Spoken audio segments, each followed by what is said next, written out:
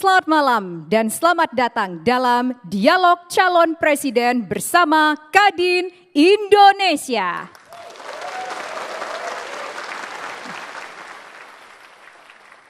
Acara ini terselenggara berkat kerjasama Kadin DKI Jakarta, Kadin Indonesia, dan juga TV One. Dalam forum ini kita akan berdialog dengan calon presiden nomor urut 01 Bapak Anies Baswedan untuk menjadikan Indonesia sebagai negara yang tangguh, mandiri dan inklusif demi menuju Indonesia Emas 2045.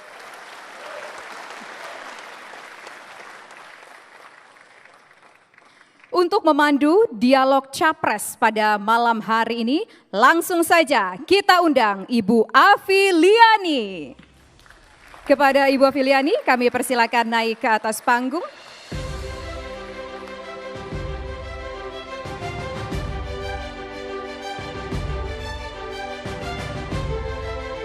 Kami juga mengundang Ketua Umum Kadin DKI Jakarta, Ibu Diana Dewi.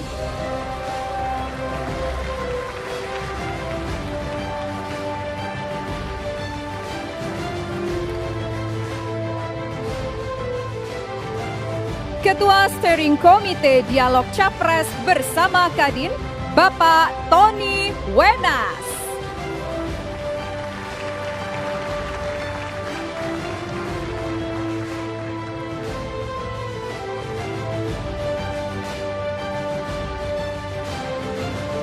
Ketua Penyelenggara Dialog Capres bersama Kadin, Ibu Carmelita Hartoto.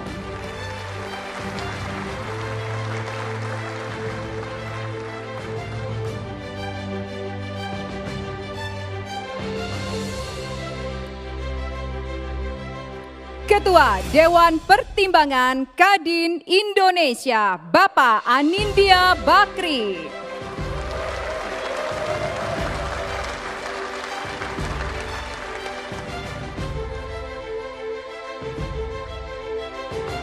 Pelaksana Tugas Harian Ketua Umum Kadin Indonesia, Bapak Yuki Nugrahawan Hanafi.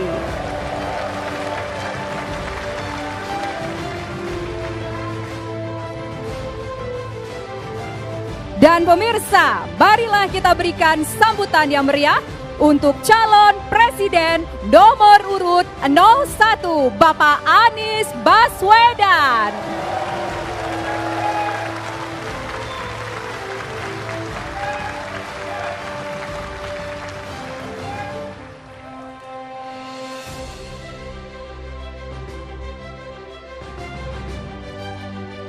Dan untuk menunjukkan rasa cinta kita kepada tanah air, marilah kita bersama-sama menyanyikan lagu kebangsaan Indonesia Raya. Hadirin dimohon berdiri.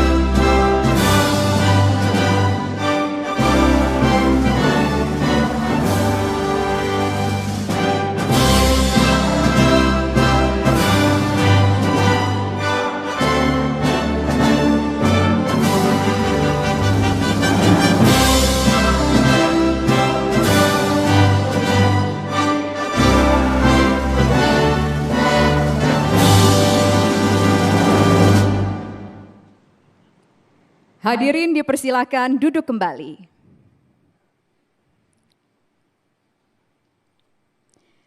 Sebelum kita memulai dialog dengan calon presiden nomor urut 01, kita bersama-sama akan menyimak sambutan dari PLH Ketua Umum Kadin Indonesia, Bapak Yuki Nugrahawan Hanafi. Kepada Bapak kami persilahkan.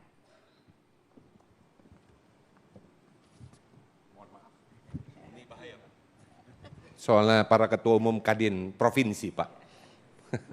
Bismillahirrahmanirrahim. Yang kami hormati calon presiden nomor urut 01, Bapak Haji Anies Rashid Baswedan, SE, waduh ini jabatannya di itu Pak, SE MPP PhD, nah biar betul Pak. Dan tentunya para senior saya, seluruh jajaran Dewan Kehormatan, Dewan Penasehat, Dewan Pertimbangan, Kadin Indonesia, para ketua beserta seluruh jajaran. Tentunya teman-teman, sahabat saya, para wakil ketua umum koordinator, para wakil ketua umum, kepala badan, ketua komite tetap, wakil ketua komite tetap, dan komite bilateral yang berkesempatan hadir hari ini. Dan tentunya yang paling saya sayangi Pak, para ketua umum Kadin Provinsi. Di Kadin juga tergabung 208 asosiasi dan himpunan di dalam Kadin Indonesia. Hadir di sini banyak para ketua umum juga. Kita berikan aplaus. Tentunya seluruh tim kampanye dari Paslon 01. Selamat datang. Pak Sogi, Bu Novita, ini juga ada sahabat saya Pak, wakil ketua umum, jadi Kadin ada juga di 01 Pak. Banyak katanya, Chandra yang bilang Pak. Tentunya seluruh hadirin dan pemirsa yang menyaksikan acara ini. Assalamualaikum warahmatullahi wabarakatuh. Salam sejahtera bagi kita semua, Om Swastiastu, Namo Buddhaya, salam kebajikan. Sebagai satu-satunya payung organisasi di dunia usaha yang mempunyai Undang-Undang nomor 1 tahun 87 dan keputusan Presiden nomor 18 tahun 2022, ini Kepres yang ke-12 Pak.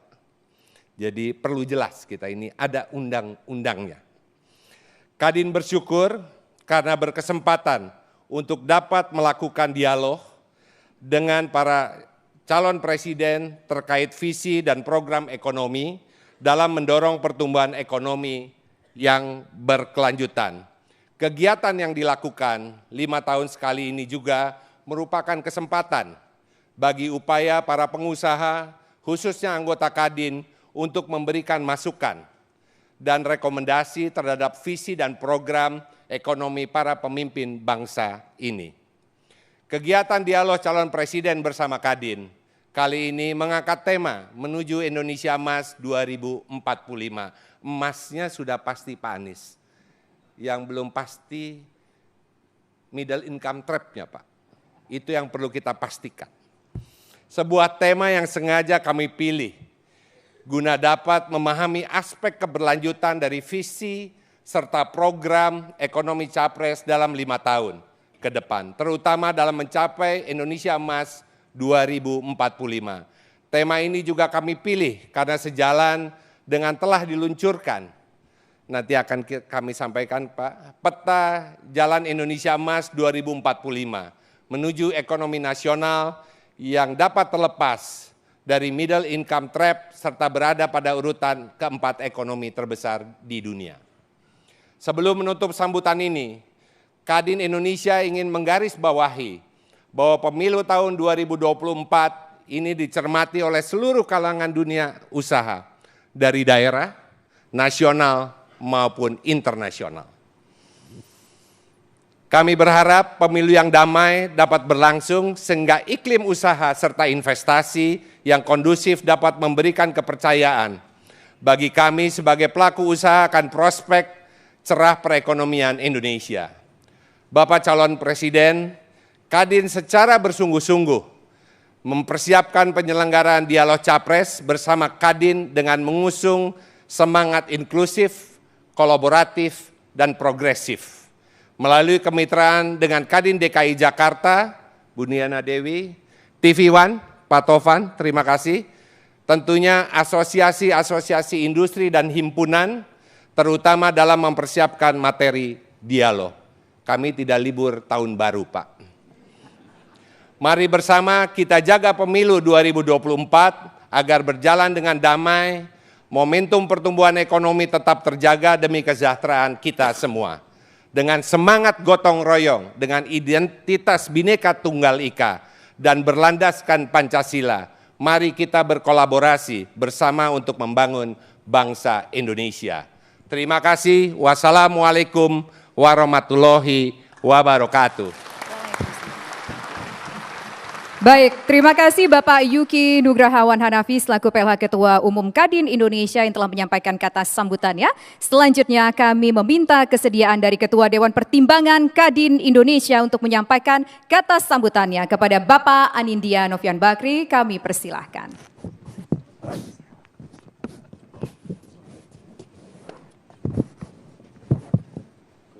Yang saya hormati calon Presiden Republik Indonesia 2024-2029 nomor urut 01 Bapak Anies Baswedan. Terima kasih Pak waktunya, saya dengar belum ada sejam yang lalu baru sampai dari Samarinda. Yang saya hormati tentunya seluruh pengurus Kadin, Dewan Pertimbangan, penasehat, kehormatan, dan tentunya teman-teman dari Kadin Provinsi seluruh Indonesia. Juga di sini hadir Ketua Umum dari asosiasi, himpunan, ikatan yang merupakan juga tulang punggung Kadin. Dan yang saya hormati Ketua Tim Nasional Pemenangan Calon Presiden nomor 1, Pak Kapten Syauki. Terima kasih Pak, dan tentunya Direksi TV One, jajarannya, dan seluruh pemirsa di tanah air. Assalamualaikum warahmatullahi wabarakatuh. Salam sejahtera untuk kita semua, Shalom, Om Swastiastu, Namo Buddhaya, salam kebajikan. Pertama-tama, marilah kita panjatkan puji dan syukur hadirat Allah Subhanahu wa Ta'ala, sehingga kita semua dapat bertemu, bersilaturahmi, sehat walafiat dalam dialog Capres bersama Kadin Indonesia. Pak Anies dan juga para pemirsa sekalian, bahwa dialog Capres ini sudah kami lakukan selama 20 tahun terakhir di Kadin. Dan memang tradisi ini terlihat sangat efektif untuk mengerti visi misi daripada calon presiden dan juga sarana untuk berdialog dengan pelaku usaha, baik yang ada di pusat, daerah, dan tentu di asosiasi. Dan juga seperti disampaikan tadi oleh Pak Yuki, PLH Ketua Umum, bahwa memang Kadin ini merupakan payung dunia usaha yang ada di dalam Undang-Undang Nomor 1 Tahun 87. Sehingga dialog ini sangat dinanti-nanti Pak Anies, karena memang masalah ekonomi atau topik ekonomi adalah topik sentral di setiap pemilu, karena hubungannya dengan tenaga kerja, harga bahan baku, dan tentunya juga kesejahteraan. Apalagi juga Kadin kali ini sudah mempunyai peta jalan Indonesia Emas 2045 yang tentu akan sangat menarik untuk mendapat masukan dan juga tanggapan dari Capres Pak Anies. Mungkin di penghujung sambutan kami tidak panjang lebar, kami ingin berterima kasih kepada seluruh panitia dan juga pemegang kepentingan di semua ini, dan mungkin di akhir sambutan kami ingin membacakan suatu puisi.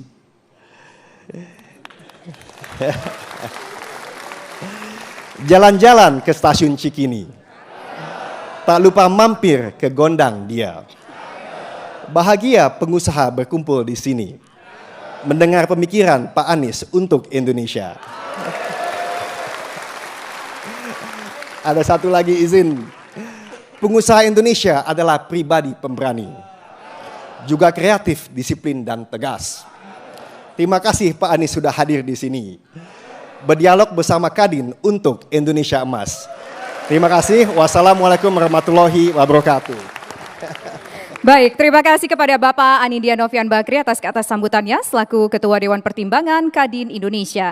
Dan selanjutnya kami mengundang Ketua Kadin DKI Jakarta untuk menyampaikan kata sambutannya kepada Ibu Diana Dewi. Kami persilahkan.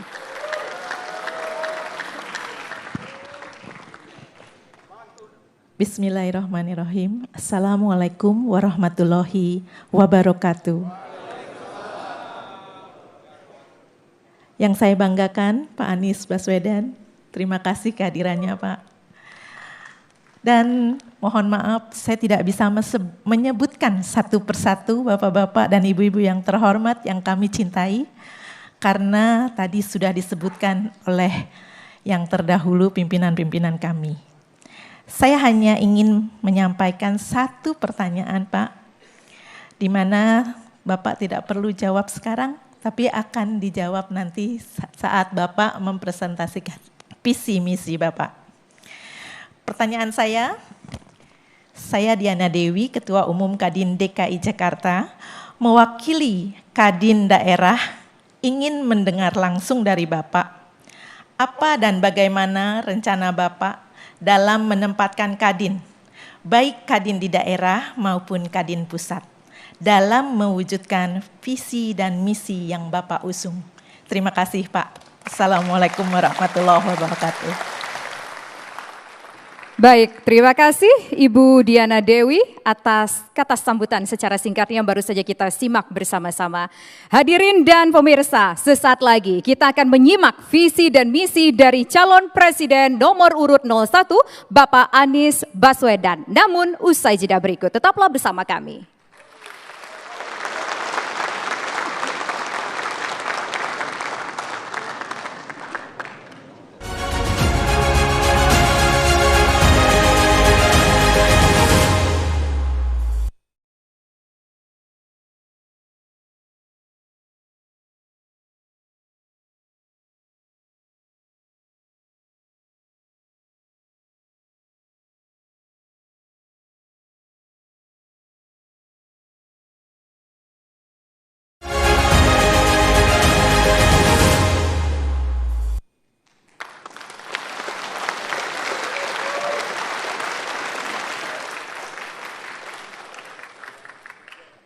Anda kembali di Dialog Capres bersama Kadin menuju Indonesia Emas 2045.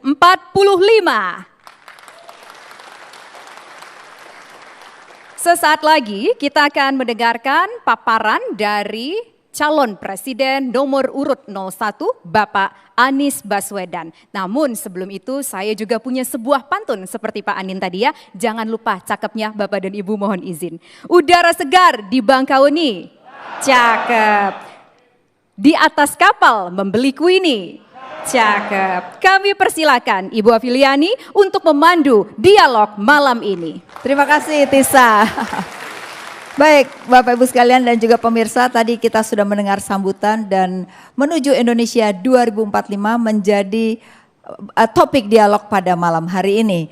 Nah, kita melihat bahwa menuju Indonesia 2045 ada 4 pilar yang sebenarnya akan dibahas pada dialog hari ini, adalah bagaimana pertumbuhan yang resilient, ekonomi yang sejahtera, masyarakat inklusif dan giat, serta pembangunan berkelanjutan. Oleh karena itu kami persilakan Pak Anies selama 10 menit untuk menyampaikan visi misi sebelum nanti para pengurus Kadir akan bertanya kepada Bapak. Kami persilakan. Terima kasih Bu Afiliani. Assalamualaikum warahmatullahi wabarakatuh.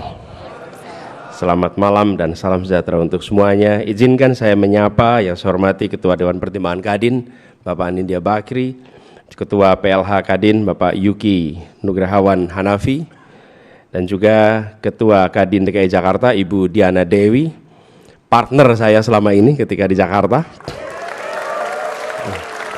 Kemudian Bapak Tony Wenas, Ketua SC Dialog Kadin bersama Capres, dan Ketua Penyelenggara Ibu Karmelita Hartoto, dan yang saya hormati juga para Ketua Kadin Provinsi yang berkumpul bersama di sini, para pimpinan Kadin Pusat dan seluruh keluarga besar Kadin yang hadir pada malam hari ini.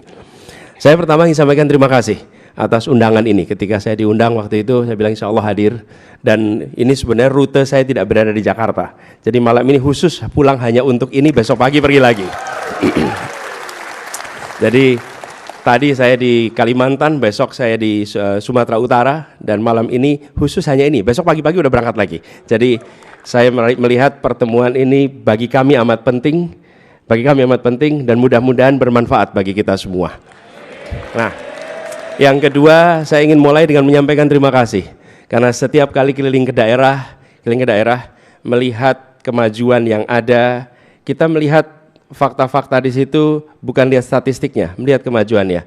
Dan di balik itu ada pengusaha-pengusaha yang mengusahakan itu semua terjadi. Jadi saya ingin sampaikan terima kasih bahwa selama ini telah memajukan perekonomian, menyiapkan lapangan pekerjaan, dan insya Allah ke depan kita sama-sama menjadikan Indonesia adil makmur untuk semuanya. Saya ini kalau dengar amin gitu gimana gitu rasanya itu ya. Tapi kan ya amin juga gitu ya, amin juga. Jangan berhenti mengucapkan amin setiap niat baik kita ucapkan ya. Gitu. Jadi seru nih kita. Nah, sampai mana tadi itu ya? Ya, nah jadi gini, saya ingin ada waktu nih sekitar 10 menit untuk memaparkan. Jadi kami ingin bercerita sedikit apa sesungguhnya menjadi visi kami. Saya ada slide di sini, insya Allah boleh dipasang. Kalau tidak salah sudah tersambungkan dengan iPad di sini. Saya biasa operasikan sendiri, jadi lebih mudah. Tapi saya ingin sampaikan kepada semuanya, barangkali sambil kita memikirkan tentang Indonesia ke depan. Apa sesungguhnya tugas terpenting dari seorang pemimpin yang diberi kewenangan? Pemegang kewenangan satu hal, pemimpin satu hal. Ketika seorang pemimpin diberi kewenangan, apa tugas utamanya? Tugas utamanya adalah membuat keputusan. Membuat keputusan. Karena itulah kami memilih untuk kemana-mana berdialog, karena kami ingin rakyat Indonesia, termasuk juga teman-teman pengusaha, mengetahui cara berpikir, cara mengambil keputusan. Apa gagasan yang ada di belakangnya. Kenapa? Karena kita akan memilih orang untuk mengambil keputusan, bukan memilih orang untuk dipasang fotonya di ruang-ruang kelas di seluruh Indonesia. Kalau kita milih orang untuk dipasang foto di Indonesia, maka kita bandingkan bannernya.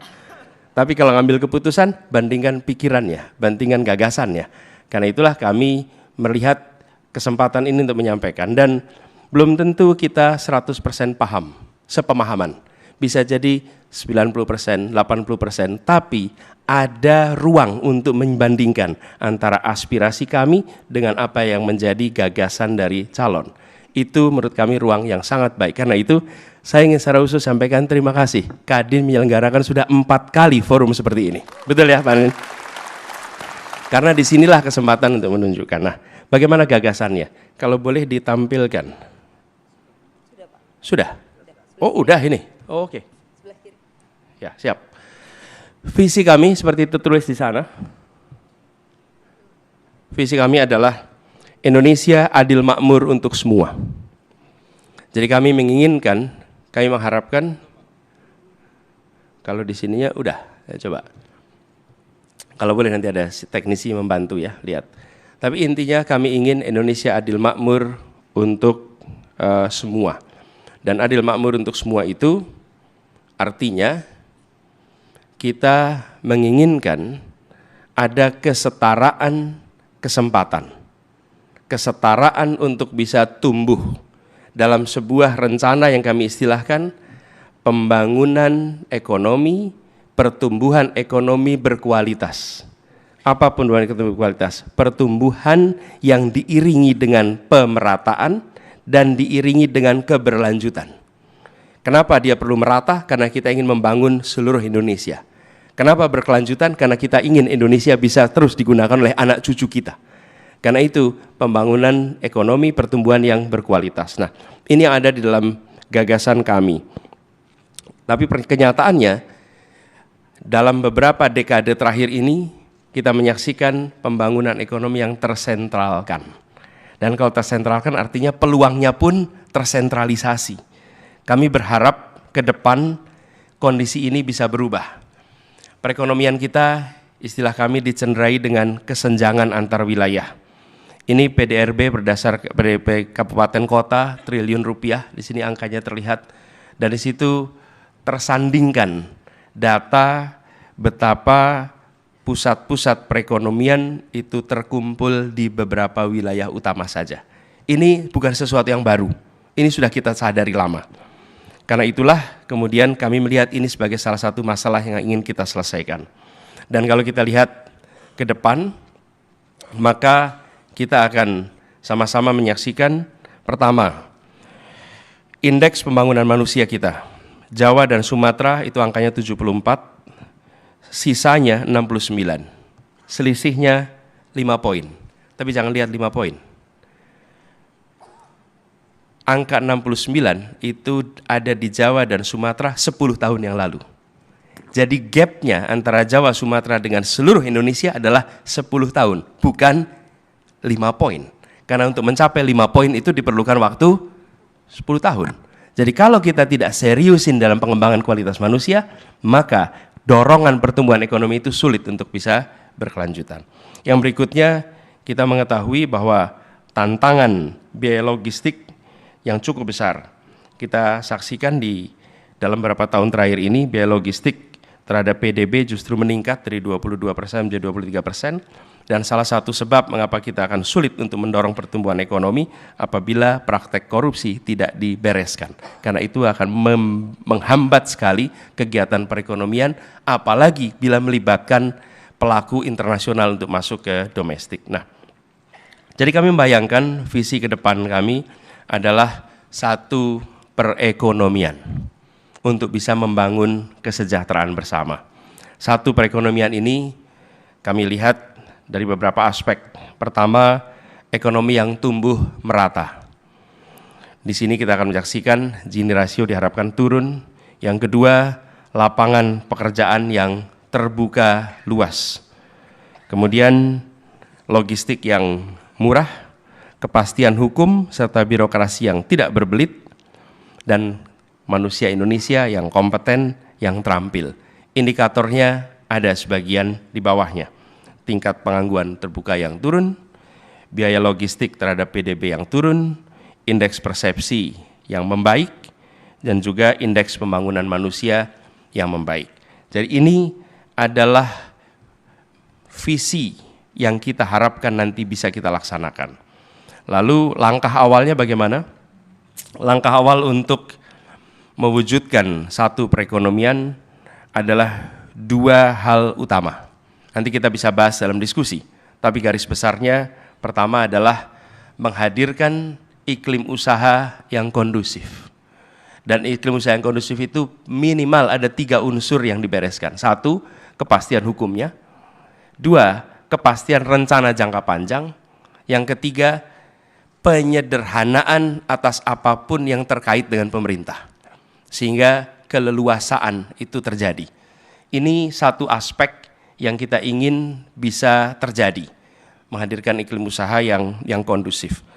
Dan Bapak Ibu sekalian, saya rasa kita semua sama mempercayai pentingnya membangun ekosistem pasar untuk tumbuh dengan baik. I'm a believer of market mechanism. Mekanisme pasar yang diberikan ruang untuk tumbuh berkembang dan negara mendapatkan kebermanfaatan dari pasar yang tumbuh berkembang makin besar. Dan itulah sebabnya mengapa iklim usaha yang kondusif itu jadi sangat penting sekali. Yang kedua adalah menurunkan biaya hidup dan menciptakan lapangan pekerjaan. Dan ini kami ingin secara serius Bapak Ibu sekalian, keluhan di banyak tempat adalah biaya hidup. Akhir tahun kemarin, walaupun baru 2 minggu ya akhir tahun itu, saya ditanya, Pak, apa yang paling unik dari 2023 buat Anda? Terus saya katakan 2023 itu paling unik buat saya karena itu tahun di mana jabat tangan saya terbanyak dalam usia hidup saya ini. Salaman paling banyak itu tahun 2023. Karena kemanapun salaman, jumlah orangnya banyak sekali. Tapi apa yang menarik? Seluruh pertemuan itu, hampir semua orang yang datang menyampaikan satu kata kunci. Biaya hidup biaya produksi. Ketika ketemu petani, nelayan, dan semua profesi mengatakan biaya produksi. Ketika ketemu dengan keluarga menyatakan biaya hidup. Semuanya bicara tentang biaya yang mahal. Dan ini yang kita ingin perbaiki. Jadi salah satu unsur utama yang memperbaiki tata kelola pangan, 51% rata-rata dari family spending adalah untuk kebutuhan pangan. Dan itu jauh lebih besar daripada negara-negara lain, tetangga-tetangga kita. Kemudian yang kedua adalah mengembangkan lebih dari 40 kota, di-upgrade. Ini bukan bikin kota baru nih. Kalau bikin kota baru agak lama, di sini banyak developer nih, punya pengalaman bikin kota baru. Kita nggak berencana bikin kota baru, kita upgrade kota. Supaya pusat-pusat pergerakan perekonomian itu bertambah. Tadi kita lihat ketimpangan yang terjadi. Kemudian yang ketiga, kita ingin mendorong reindustrialisasi. Kita harus melakukan industrialisasi lagi sebagaimana pernah kita kerjakan, karena kesempatan itu di berbagai wilayah Indonesia itu sangat terbuka luas. Jadi 3 hal ini yang kita ingin lakukan terkait dengan penurunan biaya hidup. Dan disinilah kita berharap Kadin akan terus menjadi mitra utama pemerintah untuk melakukan pembangunan ekonomi.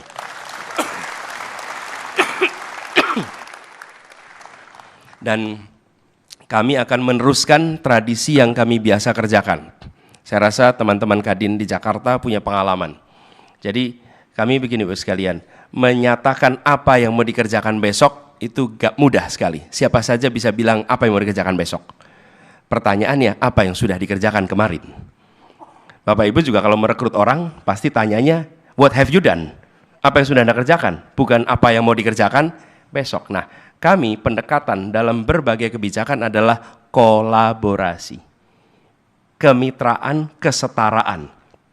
Ya, pemegang kewenangan ada di pemerintah, tapi pemegang pengetahuan belum tentu ada di pemerintah. Ya, pemegang tanda tangan ada di pemerintah yang dilantik, tapi pengalaman empirik ada di pelaku. Dan siapa pelaku usahanya adalah rekan-rekan pengusaha di Kadin ini. Jadi kami sampaikan ini visi kita ingin Indonesia adil makmur semua. Nantinya kita perlu duduk bersama untuk memastikan bahwa susunan reformasi atas regulasi adalah reformasi regulasi yang membuat pasar tumbuh berkembang dengan baik dan setara. Dan ini yang saya sampaikan, jadi satu mitra, kemudian kedua kami berharap menjadi promotor kemajuan industri dan perdagangan dalam skala nasional, regional, global. Dan ini salah satu mimpi kami. Kami berharap para pengusaha-pengusaha Indonesia bisa menjadi tuan rumah di negeri sendiri, sekaligus tamu mempesona di negeri orang. Jadi kalau hanya tuan rumah di negeri sendiri rasanya kurang, karena kita sudah harus berbicara pelaku usaha Indonesia berada di tataran global. Jadi ketika ditugaskan di dalam pertemuan-pertemuan global, kita harus mengajak para pengusaha Indonesia untuk bersama-sama hadir dan expand keluar. Ekspansi keluar itu bukan soal pasar saja, tapi soal benchmarking atas quality process management, quality atas delivery, jadi melampaui sekedar menjangkau pasar yang lebih luas. Dan itulah sebabnya kami berharap nantinya bisa bermitra lebih jauh lagi dengan Kadin, dan terakhir tentu jadi katalis penggerak perekonomian nasional, dan harapannya nanti ini menjadi inkubasi tempat untuk tumbuhnya pengusaha-pengusaha kelas nasional dan internasional. Mungkin itu ya. Udah Pak, cukup. Nah, terima kasih Pak. Ini sudah mencakup banyak Udah. sekali bahwa kesejahteraan bersama dan tumbuh merata dengan cara membuka lapangan pekerjaan, biaya hidup yang bisa diturunkan, biaya logistik yang akan diturunkan. Kayaknya udah menjawab semua pengusaha nih Pak. Amin. Baik, tapi masih ada pertanyaan-pertanyaan untuk pendalaman ya Pak ya. Tentu. Baik, jadi ada penanya pertama nih Pak, kami persilakan Bapak Firly Ganinduto, Wakil Ketua Umum Bidang Komunikasi dan Informatika. Silakan. Terima kasih Mbak Afi. Bismillahirrahmanirrahim. Assalamualaikum warahmatullahi wabarakatuh. Selamat malam Mas Anies. Pada saat ini saya akan bertanya tentang ketahanan pangan. Jadi dalam 10 tahun terakhir, jumlah penduduk Indonesia itu bertambah sebesar 25,5 juta jiwa. Sedangkan jumlah petani berkurang 1,7 juta jiwa. Jumlah petani akan terus berkurang karena 32% daripada petani berusia di atas 60 tahun. Sedangkan anak muda kurang berminat menjadi petani baru. Ekosistem pertanian juga belum naik, 59% petani menggarap lahan di bawah 0,5 hektar. Skala yang kecil untuk mendapatkan akses terhadap bibit, pupuk, dan teknologi. Di sisi lain, nilai tukar petani semakin menurun akibat rendahnya produktivitas dan masih rendahnya teknologi.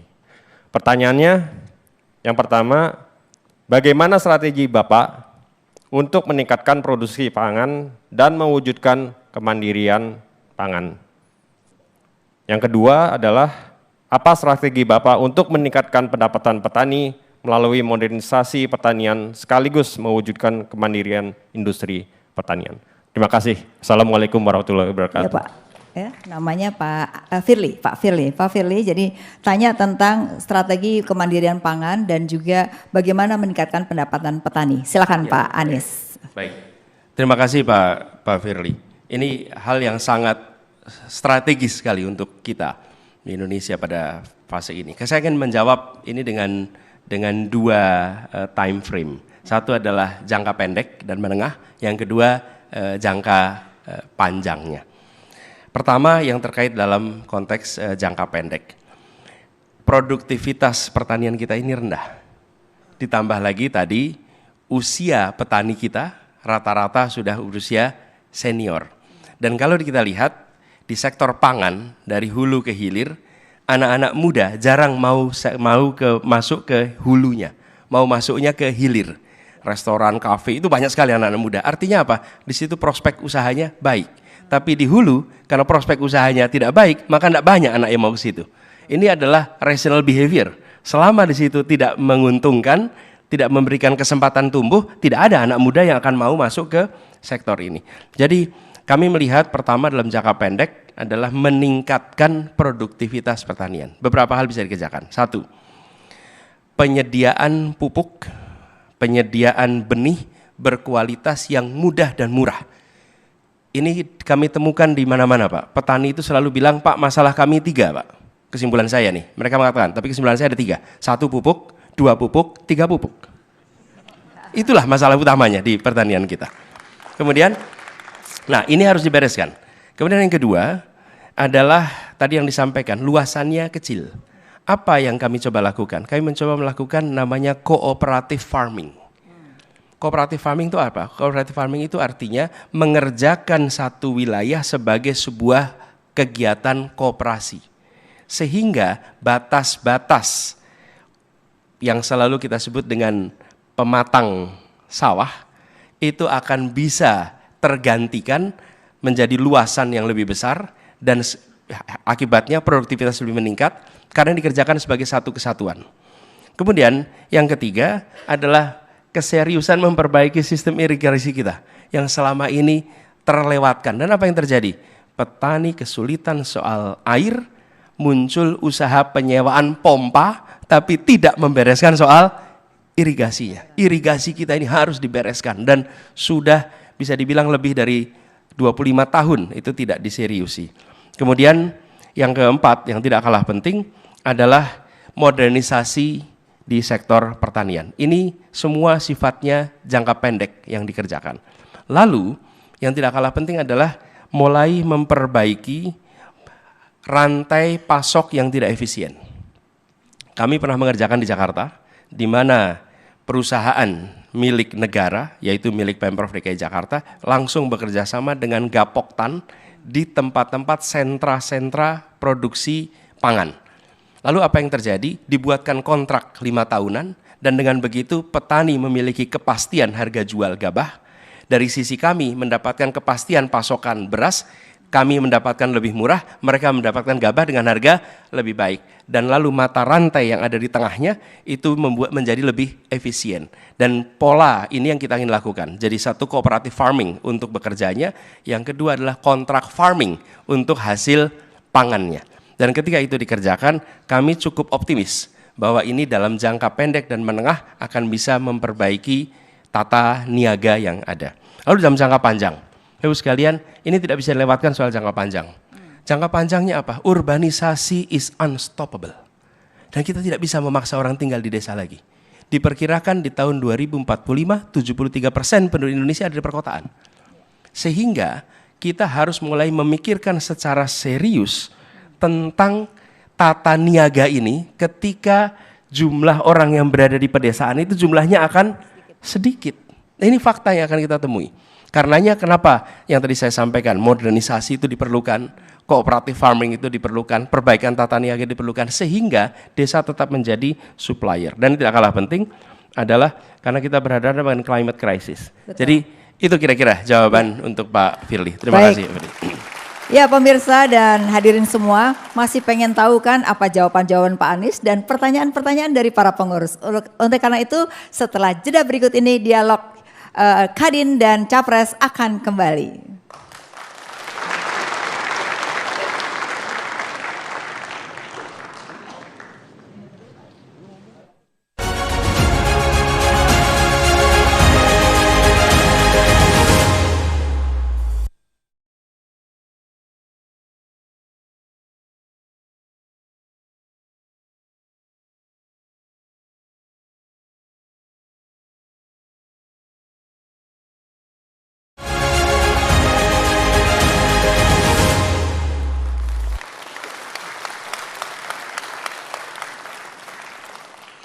Ya pemirsa dan juga para hadirin, kita kembali dalam dialog Kadin bersama Capres Bapak Anies Baswedan.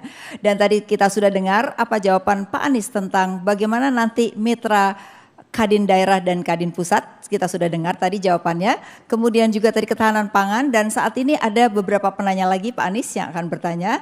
Kami persilakan Ibu Suryani Esmotik, Wakil Ketua Umum Bidang Sosial dan Penanggulangan Bencana.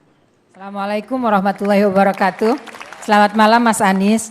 Pertanyaan saya ini terkait dengan visi Mas Anies bagaimana menjadikan tuan rumah di negeri sendiri dan mempesona di negara orang terkait dengan industri farmasi dan alat kesehatan. Bendahara PMI udah bener nih begini. Terima kasih. Kebetulan saya juga masuk di industri situ, bidang itu. Seperti kita ketahui 90% bahan baku farmasi dan alat kesehatan ini masih impor. Dan sayangnya untuk meningkatkan industri farmasi ini kita butuh industri kimia dasar dan petrokimia. Kita ketahui hari ini Indonesia hanya punya 4. Sementara Vietnam negara kecil punya 28. Kemudian di sektor alat kesehatan itu ada 2 isu. Isu pertama rendahnya biaya R&D yang kita tuh di Indonesia hanya 0,05%. Rendahnya spending. R&D biayanya, research and development-nya. Kemudian yang kedua sudah rendah ditambah lagi dengan birokrasi terutama di perguruan tinggi untuk membiayakan yang 0,05% tadi. Dan sementara itu modal dasar untuk pengembangan inovasi di sektor kesehatan. Pertanyaan saya adalah bagaimana Mas Anies sebagai capres untuk meningkatkan industri bahan baku farmasi. Dan yang kedua tentunya apa strategi Mas Anies, saya mesti bilang Mas Anies gitu. Memenuhi kebutuhan alat kesehatan yang mendesak dan juga ikut meningkatkan standar kelayanan kesehatan tanpa menghilangkan kesempatan bagi pengembang alat kesehatan negeri untuk mengembangkan dan menjual produknya. Terima kasih Mas Anies. Terima kasih. Jadi Pak Anies tadi pertanyaannya menarik. Saya juga agak terganggu konsentrasinya nih. Bagaimana bahan baku substitusi karena sekarang masih import sangat besar, itu pertanyaannya. Lalu yang kedua mengenai alat kesehatan. Jadi kalaupun mau merubah substitusi import itu harus ada transisi. Tidak kalau kata orang Jawa sakdek saknyet gitu. Silakan Mas Anies. Ya, betul. Makasih Bu Suryani. Jadi benar saya disampaikan tadi, kita menyaksikan di Indonesia ini 90% bahan baku farmasi dan alat kesehatan masih bergantung pada impor. Lalu di sisi lain sesungguhnya industri bahan baku obat nasional ini sudah bisa memproduksi 8 dari 10. Jadi dari 10 yang paling banyak digunakan. Pertama begini, kami bila ini memegang kewenangan, maka nomor 1, bicara dengan pelaku usahanya. Jangan merasa paling tahu untuk melakukan regulasi ini. Pertama bicara dengan pelaku usaha.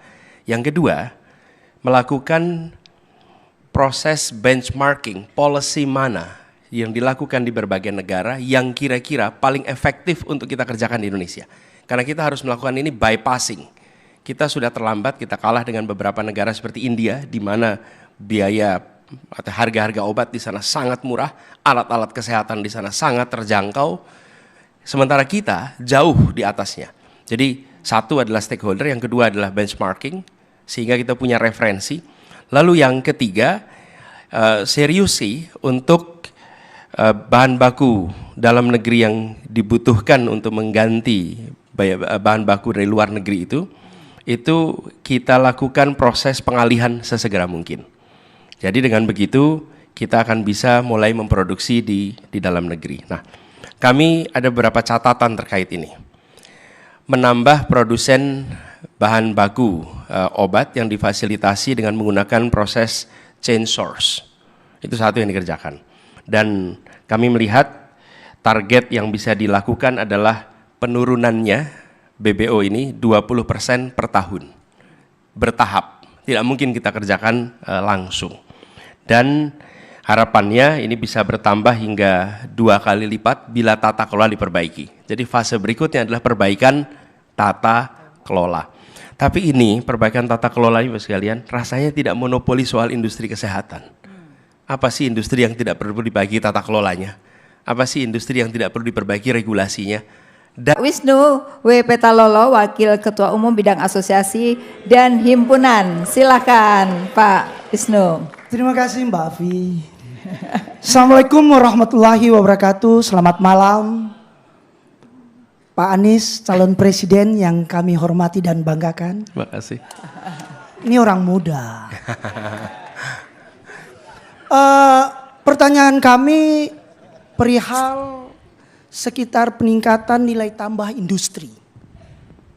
Data menunjukkan bahwa 76,9% impor merupakan bahan baku dan bahan penolong untuk industri manufaktur dalam negeri. Dan 14,9% impor merupakan barang modal yang penting bagi perekonomian Indonesia. Program substitusi impor belum mampu memenuhi kebutuhan bahan baku dan barang modal dalam negeri, sehingga peraturan kebijakan pelarangan impor bahan baku tertentu menyebabkan tersendatnya kegiatan manufaktur dan sektor-sektor perekonomian lainnya. Di sisi lain, ekonomi Indonesia masih didominasi bahan mentah, terutama CPO, sebesar 34,9 US dollar. Dan batubara 46,7 miliar US dollar. Sementara salah satu brand elektronik global bisa menyumbang ekspor di Vietnam hingga 65 miliar US dollar. Pertanyaannya, Bung Anies, satu, bagaimana strategi Mas Anies, Bapak calon presiden, menciptakan transisi dan ketergantungan bahan baku penolong dan barang modal impor menuju substitusi impor tanpa mengganggu keberlangsungan industri yang sudah ada. Kedua, sektor produk apa saja yang akan Mas Anies kembangkan sebagai daya dukung ekspor baru Indonesia yang mempunyai nilai tambah yang tinggi dan mampu menciptakan lapangan pekerjaan. Terima kasih Mas Anies. Ya, jadi Pak Anies, pertanyaannya adalah bagaimana ini hampir sama dengan industri farmasi. Karena substitusi import kita harapkan supaya juga devisa kita jadi lebih baik. Kemudian kedua, sektor hulu kita yang sangat potensial bisa jalan, itu seperti apa. Lalu yang kedua, kita lihat tadi ekspor kita hanya CPO dan batu bara. Tapi apa nanti ekspor baru yang akan dikembangkan? Silakan Mas Anies. Penyampaiannya lembut, pertanyaannya rumit. Ya, tapi gak apa-apa, gini. Jadi terima kasih. Ini memang satu hal yang perlu kita dorong lebih jauh. 3 hari yang lalu saya di Gorontalo dan ketemu dengan para petani-petani kakao di situ. Dan mereka menceritakan betapa sayangnya ketika segala ekspor itu hanya dalam bentuk produk mentah yang belum ada pengolahannya sehingga nilai tambah yang didapat itu sangat minim. Nah, tentang yang tadi, pertama prinsipnya dulu. Prinsipnya adalah keberlangsungan industri terus dijaga. Jadi ketika kita berbicara tentang pergeseran menuju substitusi impor, memastikan bahwa industrinya itu terjaga. Yang kedua, ekosistem industrinya itu disiapkan agar tidak hanya menjadi pasar konsumsi tapi juga menjadi sentra produksi global. Dan harapannya nantinya juga muncul di dalam kegiatan ekspor kita. Lalu yang kedua, ini terkait dengan tingkat komponen dalam negeri. Ini perlu ditingkatkan secara bertahap, tidak bisa dadakan. Jadi untuk contohnya di sektor otomotif, ini kita mungkin bisa mencapai angka 70 hingga 75%, gradually ke arah sana. Nah, jika ekosistem industrinya terbentuk, harapannya nantinya tingkat komponen dalam negerinya juga akan bisa meningkat secara gradual. Nah, kami melihat salah satu faktor yang perlu dikerjakan adalah mengundang lebih banyak pemain dunia untuk berinvestasi di Indonesia.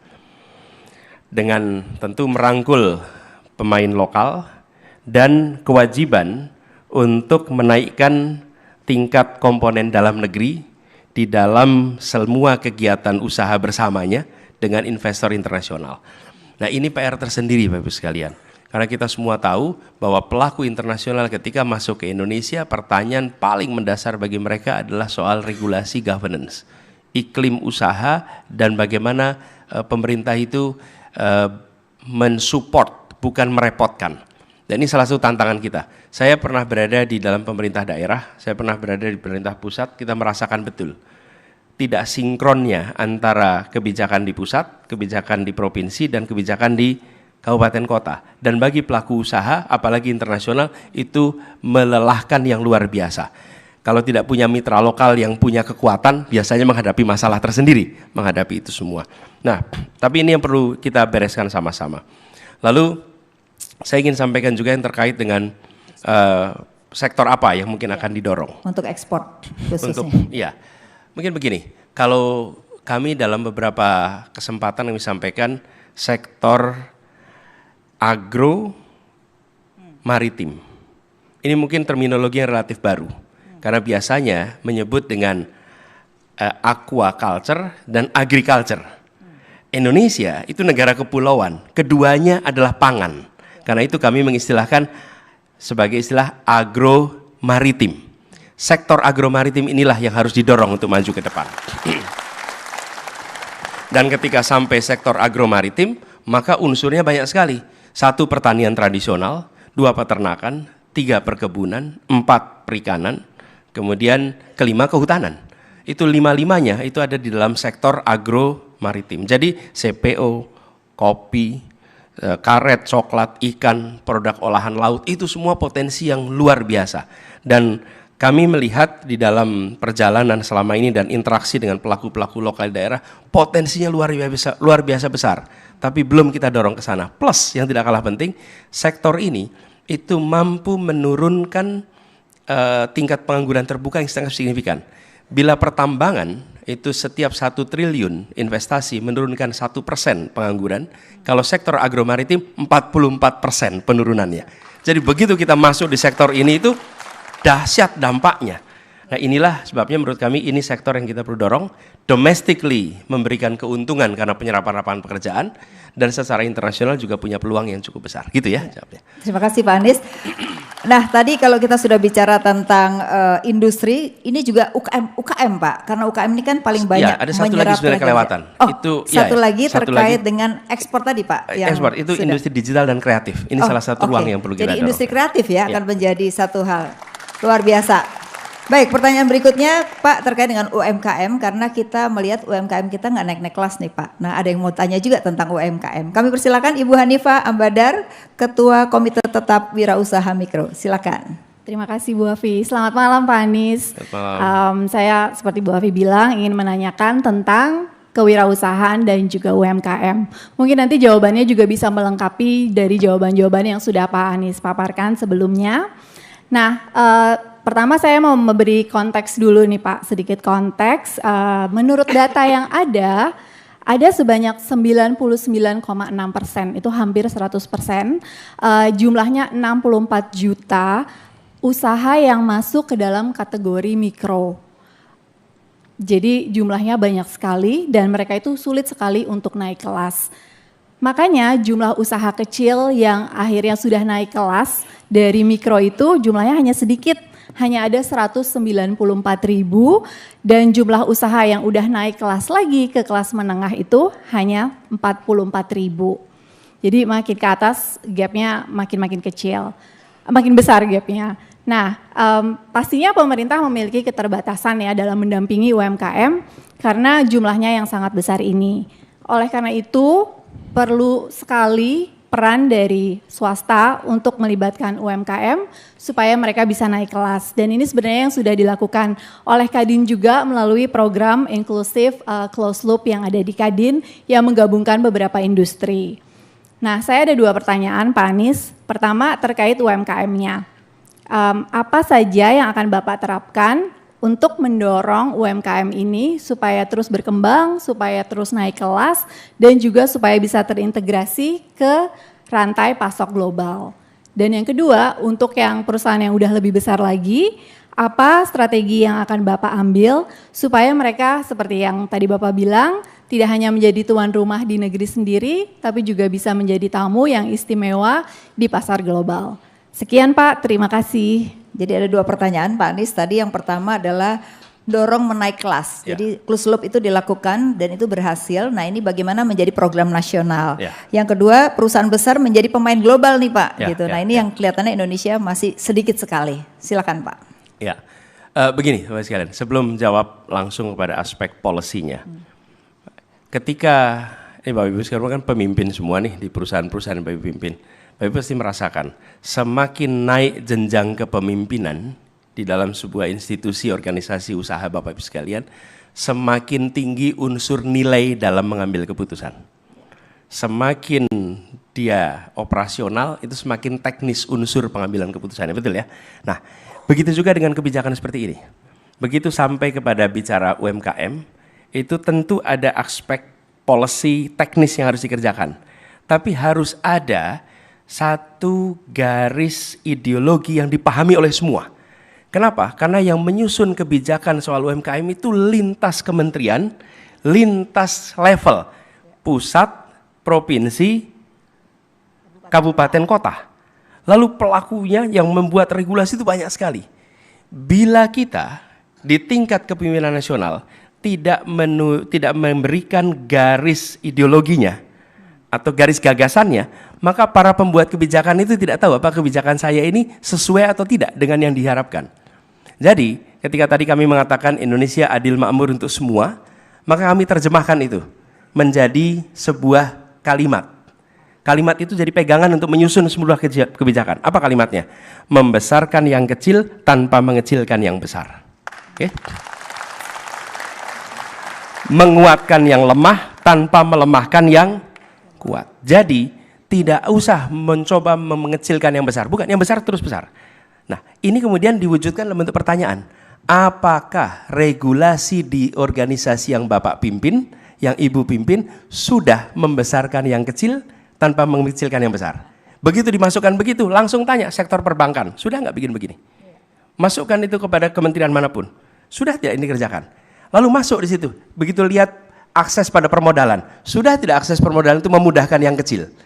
Nah, ketika itu dilakukan, maka semua pengambil kebijakan punya rujukan ideologi, punya rujukan arahan. Di situ sebabnya saya katakan makin kompleks kepemimpinannya, makin berbasis pada nilai. Inilah nilainya. Dan begitu nilai itu ada, langsung muncul. Bagi usaha mikro, mendapatkan financing lebih mudah atau lebih sulit dibandingkan yang besar? Sulit. Apa yang terjadi di sini? Lakukan reform, lakukan perubahan. Jadi kami melihat itu dilakukan. Nah, ini juga pernah kami kerjakan di Jakarta. ketika di Jakarta kita mencoba mengembangkan usaha mikro kecil, itu dilakukan dengan memberikan pertanyaan sederhana ini untuk semua sektor. Ketika itu dilakukan, maka regulasinya diubah, berbagai regulasi. Lalu yang kedua, pemerintahnya diberikan pertanyaan, sudahkah pemerintah membesarkan yang kecil tanpa mengecil yang besar? Dan ketika pertanyaan itu diberikan, langsung direview. Ini di pemerintahan itu kalau rapat banyak konsumsi. Betul tidak? Belinya dari mana? Ternyata belinya betul yang produksi mikro, tapi belinya dari pelaku makro. Pelaku makro ketika, ya pelaku yang cukup besar lah, tapi yang kecil tidak, ada banyak perantara di situ. Lalu apa yang dikerjakan? Dibuat, kalau kami lakukan di Jakarta, belikan katalog lokal, lalu usaha mikro dilatih, mereka mendapatkan NPWP, IUMK, lalu mereka bisa masuk dalam katalog lokal, menjual di katalog lokal, dan diserap oleh Pemprov DKI Jakarta. Nah, dengan cara begitu, kita mengambil langsung tuh dari pelaku-pelaku mikro. Bukan hanya untuk konsumsi, tapi berbagai produk lain dimasukkan dalam katalog pemerintah. Begitu masuk dalam katalog pemerintah, mereka akan bisa langsung menemukan pasar yang sangat besar. Yang ketiga, proaktif di dalam memberikan legalisasi atas kegiatan mikro. Karena banyak kegiatan mikro itu statusnya informal non-formal. Ya. Apa yang dikerjakan? Proaktif membagikan izin usaha mikro kecil. IUMK itu proaktif. Ini anekdotal tapi true story. Di Jakarta itu ketika kita membagikan, banyak pelaku mikro itu ketika datangi petugas, padahal petugas itu datang mau membagikan izin, itu mereka bilang, Pak, ini kami udah lama usaha di sini, Pak. Dipikir mau digusur itu.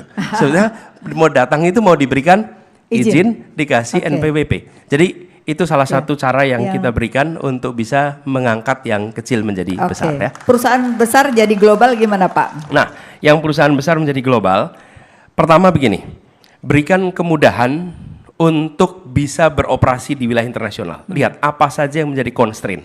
Dan bila constraint itu ada di kita, maka lakukan reform. Yang kedua, bawa pengusaha-pengusaha Indonesia di dalam setiap pertemuan-pertemuan kenegaraan yang presiden pergi, bawa delegasi usaha untuk ikut di dalam aktivitas pemerintahan yang resmi. Dan saya menyaksikan beberapa kali dalam pertemuan bilateral, kepala negara yang datang dengan permintaan-permintaan mewakili dunia usahanya, dan yang melakukan adalah kepala negaranya. Karena dia mau melakukan apa? Dia mau membantu usahanya untuk bisa berusaha di Indonesia. Nah, kalau mereka melakukan itu pada kita, kenapa kita tidak melakukan pada pengusaha kita kepada internasional? Luar biasa. Jadi Pak Anies punya program yang bagus. Dan jangan sekali. sungkan, jangan sungkan untuk membawa aspirasi dunia usaha kita untuk beroperasi di sana. Karena sesungguhnya kita ini sering dari sisi kualitas baik, cuman tidak dibantu oleh tangan negara untuk bisa masuk ke berbagai tempat di seluruh Indonesia. Luar biasa. Jadi untuk usaha kecil dan usaha besar, regulasi akan selalu dilakukan, tapi juga pelaku usaha harus menjalankan juga ya Pak. Jadi tidak tergantung saja pada pemerintah ya tadi. Nah, insentif Pak nanti perlu dipikirkan, tapi nggak usah dijawab sekarang. Ya pemirsa, jangan kemana-mana dan juga yang ada di sini, karena nanti Pak Anies masih akan menjawab berbagai persoalan yang juga menjadi persoalan Anda semua. Jangan kemana-mana.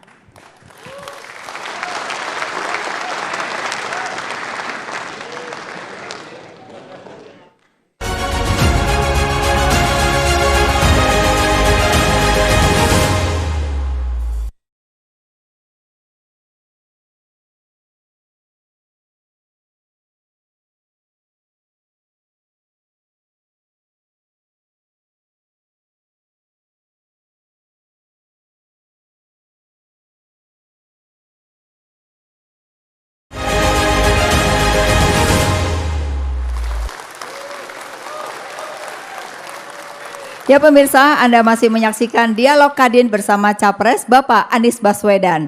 Nah, kita sudah mendengarkan tadi pertanyaan para pengurus dan dijawab oleh Pak Anies dengan baik. Nah, kali ini juga banyak pertanyaan-pertanyaan yang menyangkut diri Anda terkait juga dengan nanti ada perpajakan. Baik, untuk berikutnya adalah kami persilakan Bapak Sidi Widya Pratama, Ketua Komite Tetap Perpajakan. Silakan. Terima kasih Ibu Afi. Selamat malam Pak Anies. Saya akan menyampaikan pertanyaan mengenai pajak.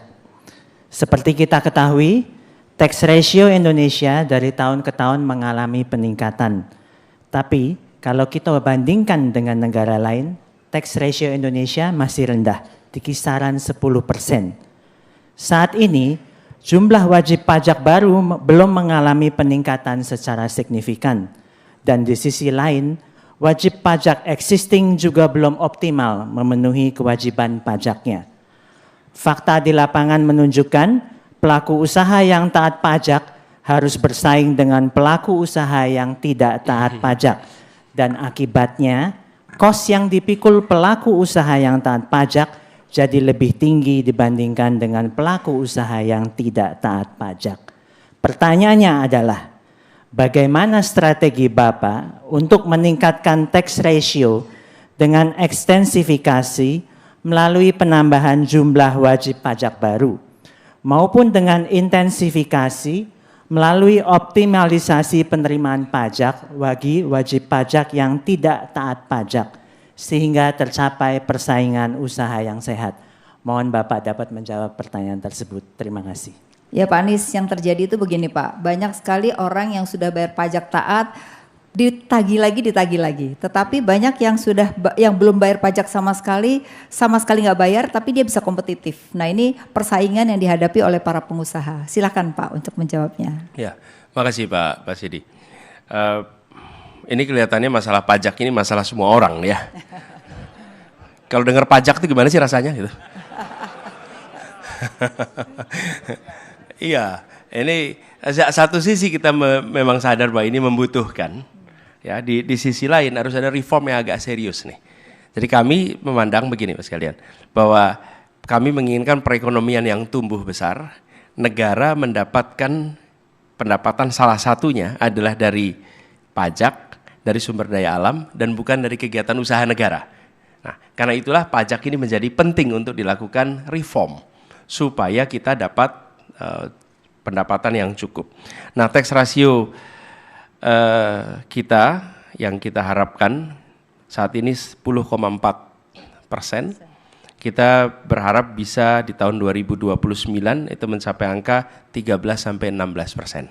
Angka tax ratio kita. Saya rasa ini lebih realistis daripada yang dibahas di debat kemarin. Kan ikut ya debat kemarin. Ini kita coba angka yang realistis nih. Kemudian kita punya beberapa rencana. Pertama adalah tentang perbaikan kelembagaan keuangan negara. Jadi kita melihat perlu dibentuk badan penerimaan negara yang berada di bawah presiden langsung. Yang ini terpisah dari kegiatan treasurer. Nah, ini dua hal yang berbeda. Treasury itu dikelola tersendiri, kemudian di sini penerimaan itu tersendiri. Ini satu hal. Kemudian yang kedua adalah modernisasi sistem digitalnya. Dan ini sudah harus dikerjakan. Bapak Ibu sekalian, di sini yang mengelola perusahaan besar menggunakan sistem modern, apakah itu namanya SAP atau sistem-sistem yang lain, yang membuat ada sebuah pengelolaan di mana accountability itu bisa dipertanggungjawabkan. Dan di mana intervensi pribadi itu tidak bisa masuk ke dalam sistem. Sehingga dengan begitu semua akan mendapatkan equal treatment. Yang tadi disampaikan, yang tidak bayar lolos, yang sudah bayar dikejar-kejar terus. Itu salah satu lubang di dalam sistem kita, yang ini harus kita perbaiki bersama. Kemudian dilakukan proses yang memudahkan di dalam pembayaran pajak, jangan justru malah dipersulit. Dan yang tidak kalah penting adalah perluasan tadi tax base kita. Nah, perluasan ini Bapak sekalian, ada istilah yang biasa digunakan itu fiskal kadaster. Apa fiskal kadaster itu? Melakukan semacam sensus ulang. Dan sensus ulang ini ketika dikerjakan akan membuat kita bisa mengidentifikasi objek-objek pajak yang terlewat. Nah, tapi itu dilakukan biasanya fiskal kadaster itu yang enggan melakukan adalah justru yang dari dalam badan pajak itu sendiri. Karena dengan melakukan fiskal kadaster itu maka akan ketahuan mana yang sesungguhnya terlewat, mana yang sesungguhnya terlewat dan jadi rente di situ. Kami pernah merasakan di Jakarta fiskal kadaster itu. Kita mengerjakan, misalnya begini, ini contoh fiskal kadaster. Di jalan, sebutlah satu ilustrasi saja. Sebutlah jalan Gatot Subroto. Data yang kita miliki ketika orang mendapat IMB, di situ kemudian masuk datanya ke Dinas Pendapatan. Kemudian ketika muncul izin usaha, masuk ke Dinas Pendapatan. Itu sudah terjadi beberapa tahun yang lalu. Dalam perjalanannya tidak pernah direview apakah ada perubahan, apakah ada perkembangan. Okay? Nah, ketika dilakukan fiskal kadaster, maka petugas itu akan berjalan, menyusur jalan Gatot Subroto, melihat semua objek pajak dan siapa saja yang ada dalam situ dan kegiatannya apa. Dan kemudian itu didata ulang sehingga membuat kita punya data terbaru tentang kegiatan perekonomian yang ada di situ, bangunan yang ada di situ yang mungkin terlewatkan. Banyak sekali kita menemukan, ini kalau contoh kami di Jakarta, tanahnya bayar terus, sudah ada gedung 10 tahun, gedungnya nggak pernah tercatat. Jadi dia nggak pernah bayar pajak gedung, tapi apakah benar nggak bayar? Sebetulnya ada pemeriksaan, tapi disitulah kenapa fiskal kadaster itu tidak diinginkan. Begitu masuk, maka tidak bisa lagi ada hengki-pengki di situ. Oke? Karena seluruh datanya akan tercatat melalui fiskal kadaster. Jadi menurut saya fiskal kadaster ini penting untuk dilakukan. Gitu kira-kira. Ya, baik, terima kasih Pak Anies. Nah, sekarang pertanyaannya berhubungan dengan pajak tadi Pak. Pembayar pajak itu salah satunya adalah sektor swasta paling besar. Tapi beberapa waktu belakangan ini antara swasta dengan BUMN itu ada persoalan. Nah, ini mungkin akan ditanyakan oleh Bapak Yuliandri Darwis, Wakil Kepala Badan Hubungan Legislatif. Kami persilakan. Terima kasih Mbak Afi. Selamat malam Pak Anies. Saya Andre, kebetulan beberapa waktu lalu pernah diamanahkan jadi Ketua Komisioner Lembaga Negara Komisi Penyiaran Indonesia atau KPI. Dan begitu banyak kuasi lembaga negara ini, salah satunya yang menarik adalah di antara KPK, KPU, ada KPPU. Nah di gedung KPI itu ada namanya KPPU, teman-teman swasta itu datang ke saya waktu itu curhatnya simpel aja Pak. Karena ada persaingan usaha katanya. Apa itu salah satunya? Mereka melawan negara, state enterprise, BUMN. Katanya mereka BUMN terlalu memonopoli, terus banyak hal-hal teman-teman di daerah merasa banyak proyek-proyek menengah pun dikerjain oleh teman-teman dari BUMN dan tidak dilunasi sehingga bikin mereka semakin dari menengah turun lagi ke mikro bahkan titik nol. Nah data-data ini kemudian kami akurasi lagi dan ini dititipkan. Topiknya bukan penyiaran, tapi topiknya adalah Pak Anies masalah peran BUMN dan swasta. Kalau saya memahami sebagai regulator negara, kalau dilihat dari Undang-Undang Nomor 19 Tahun 2003, fungsi BUMN itu adalah untuk mengerjakan kegiatan yang tidak dapat dilakukan oleh sektor swasta. Namun kenyataannya kalau kita lihat fakta data, sering terjadi adanya penugasan dan monopoli di BUMN yang tidak sesuai dengan Undang-Undang Nomor 5 Tahun 1999. Wow. Ini undang-undang dilahirkan pasca reformasi, dia semangatnya masih pensalah rakyat nih Pak Anies. Nah tentu muncul tahun berapa itu? Nomor 5 Tahun 99. Artinya lembaga kuasi kayak kami, KPI, KPU, KPK, semua habis 99. Tujuannya baiklah untuk pro rakyat. Tapi ini pertanyaan yang dititipkan banyak sekali nih Pak Anies. Ada 60 titipan.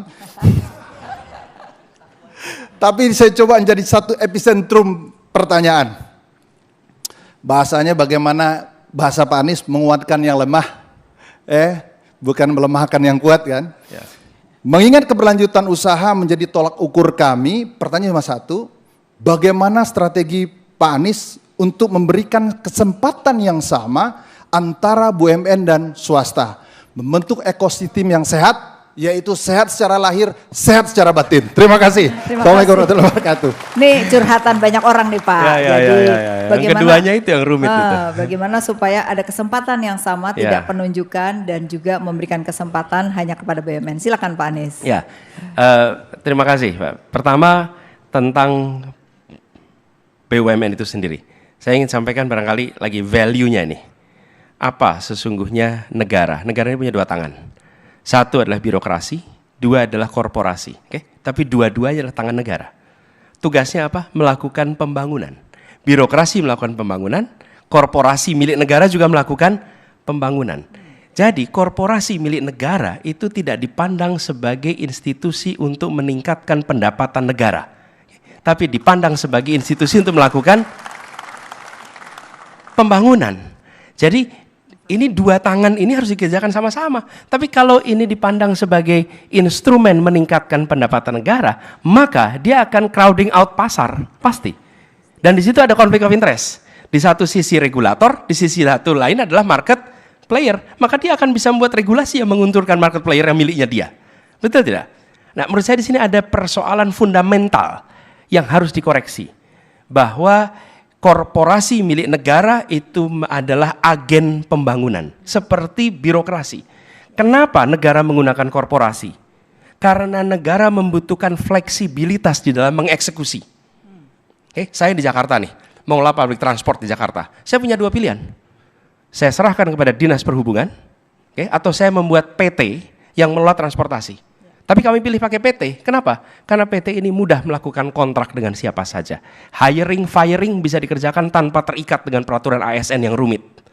Investasi bisa dilakukan, kerjasama dengan periklanan bisa dilakukan. Jadi kenapa menggunakan instrumen korporasi? Bukan karena negara mau cari untung, tapi negara membutuhkan fleksibilitas di dalam menjalankan tugas pembangunan itu. Bayangkan kalau transportasi umum diserahkan kepada Dinas Perhubungan, dia mau melepas aset aja susah. Karena ada aturan in-bank dan lain-lain yang rumit. Tapi ketika ini menjadi korporasi, dia ambil aset mudah, lepas aset mudah, hire mudah, fire mudah. Dan itulah kenapa kita menggunakan korporasi. Jadi ketika negara punya korporasi, jangan dipandang itu sebagai mencari keuntungan. Itu menjalankan tugas pembangunan dengan cara fleksibilitas yang ada di korporasi. Nah, ini yang absen di dalam BUMN kita selama ini. Oke? Kenapa? Ya salah satu sebabnya karena yang ditugaskan di BUMN hampir selalu berasal dari private sector. Ya, di private sector itu kalau korporasi tugasnya adalah untuk mencari profit, harus. Sementara kalau BUMN, ini bukan salah orang private sectornya, karena filosofinya tidak diberikan. Itu saya sampaikan tadi. Kalau berada di national leadership, tunjukkan filosofinya, supaya orang bekerja dengan filosofi yang benar. Sehingga bekal korporasi yang dibawa dipakai untuk menjalankan nilai yang betul. Dan ini bukan kata Anies, ini adalah kata founding fathers kita tentang BUMN di Republik ini. Dan ditegaskan di dalam undang-undang tadi. Bahwa dia menjalankan fungsi-fungsi yang tidak bisa dikerjakan oleh swasta. Nah, itu menurut kami yang harus dikembalikan. Sehingga tekanan pada BUMN itu adalah untuk delivery pembangunan. Bukan tekanan pada peningkatan profit. Lalu pertanyaannya, negara dapat pendapatan dari mana? Negara dapat pendapatan dari perekonomian yang tumbuh dari seluruh pasar. Itulah pendapatan kita, bukan dari BUMN ini sendiri. Nah, lalu di mana letak harus BUMN? Satu adalah lokasi yang tempat-tempat yang strategis, yang menyangkut kepentingan nasional. Di situ tidak bisa dihilangkan peran negara ada. Apakah itu telekomunikasi, apakah itu pertahanan, industri-industri pertahanan, apakah industri-industri strategis. Nah, di situ ada tuh unsur strategis kenapa harus BUMN, walaupun menguntungkan, tapi karena ini menyangkut kepentingan nasional. Lalu yang selebihnya berikan ruang kepada pasar, untuk pasarlah yang menyelesaikan masalah itu. Ya. Jadi kebutuhan masyarakat itu kira-kira begini, ada demand di masyarakat, biarkan private sector yang memberikan supply. Tapi kalau kemudian ada kira-kira gini, ada kegiatan yang financially visible, itu private sector sepenuhnya. Ada kegiatan yang economically visible, itu bisa private dan BUMN. Ada kegiatan yang tidak visible secara finansial, tidak visible secara ekonomi, di mana? Itu ruangnya BUMN untuk mengerjakan. Karena financially not visible, economically not visible. Nah, kalau financially visible, let the market operate, let the market dominate. Gitu kira-kira begitu. Jadi menarik juga ya antara swasta dengan BUMN ya Pak. Jadi kalau Pak Anies tadi melihat bahwa swasta itu akan berperanan besar dan BUMN itu akan dikembalikan sesuai dengan undang-undangnya ya Pak ya. Dan kemudian yang tidak kalah penting, kembalikan merit system di dalam BUMN kita. Luar biasa. Ya. Supaya prestasi menentukan posisi, bukan koneksi menentukan posisi. Kita kasih aplaus ya. Ya Pak Anies, ini ada pertanyaan berikutnya supaya nih. ordal selesai Pak, kira-kira gitu. Masih ada pertanyaan lagi nih Pak. Kan kita transisi energi ini menjadi menarik karena ini akan hubungannya nanti dengan kesejahteraan masyarakat. Karena kalau kita lakukan pendekatan masyarakat kita tuh masih rendah. Tapi ini ada yang bertanya Pak. Silakan Bapak Yosolihin Jekala, Wakil Ketua Umum Bidang Energi dan Sumber Daya Mineral. Silakan Pak. Saya lupa mic-nya. Selamat malam Pak Anies. Selamat malam. Assalamualaikum warahmatullahi wabarakatuh, Bapak-Bapak sekalian. Giliran saya untuk bertanya tentang transisi energi Pak. Kalau seperti kita semua ketahui bahwa sesuai dengan kesepakatan Paris, Indonesia memiliki komitmen net zero emission pada tahun 2060, Pak. Namun pada saat ini kira-kira kurang lebih 100 juta orang memiliki daya beli yang rendah. Nah, di tahun 2023 ini subsidi listrik saja sudah mencapai 70,5 triliun rupiah. Sehingga apabila kita melakukan transisi energi yang lebih bersih, itu membutuhkan subsidi lagi yang lebih besar. Atau apabila tanpa subsidi, maka biaya yang dikeluarkan masyarakat akan lebih tinggi, Pak. Nah, pertanyaan saya begini, bagaimana strategi Bapak untuk menyeimbangkan antara target transisi energi dengan kemampuan masyarakat? Terima kasih Pak Anies. Ya, terima kasih Pak. Jadi yang menarik Pak, kalau kita mau mengalihkan energi ketika harga BBM murah pindah lagi ke BBM gitu. Jadi kadang-kadang transisi energinya nggak jalan. Zigzag gitu. Iya betul sekali. Nah ketika kita sudah mulai konsisten, pendapatan masyarakat kita belum naik, maka subsidi yang meningkat atau pendapatan masyarakat makin menurun karena harus membeli energi yang lebih mahal. Ini pertanyaannya. Silakan Pak Anies. Ya, tapi gini. Ketika kita bicara tentang transisi itu artinya apa? Meninggalkan dari satu ke yang lain. Ya. Maka yang harus dipikirkan bukan hanya menjadi green energy, tapi menyelamatkan mereka yang sekarang berada di sektor yang non-green energy. Jangan sampai transisi itu dikerjakan dan menjadi pelaku di sini, lalu kehilangan mata pencaharian, kehilangan kehidupan. Jadi transisi ini harus dipikirkan aspek transisinya dan aspek pelakunya di sini. Jadi pengalaman nih Bapak sekalian, kita membangun jalan tol sepanjang Pantura. Kita tidak memikirkan secara serius transisi dari non-tol ke tol. Seluruh restoran mati, seluruh hotel mati, karena kita tidak memikirkan transisi dari non-tol ke tol. Ketika kita transisi itu dua-duanya harus dihidupkan, harus ada penggantinya. Nah, apa solusinya? Percakapan dengan stakeholder yang akan ditinggalkan dan stakeholder yang akan terlibat di dalam proses perubahan. Menurut saya penyusunan roadmap-nya harus disepakati sama-sama. Dan negara punya komitmen internasional yang harus diterjemahkan menjadi regulasi yang konsisten. Kita tanda tangan Paris Agreement, kita tanda tangan juga kemarin di COP 20, terus kemarin juga di Dubai. Dubai ya kemarin ya, di Dubai. Jadi kesepakatan-kesepakatan itu semua itu harus, yang kedua nih, harus diturunkan dalam bentuk regulasi pusat, kementerian-kementerian, provinsi, kabupaten, kota. Sekalian eksekusi soal lingkungan hidup itu ada di kota, ada di kabupaten, bukan di tingkat nasional. Tapi coba kalau tanya wali kota, bupati, gubernur, pernahkah diajak bicara tentang regulasi untuk mensupport ini? Belum.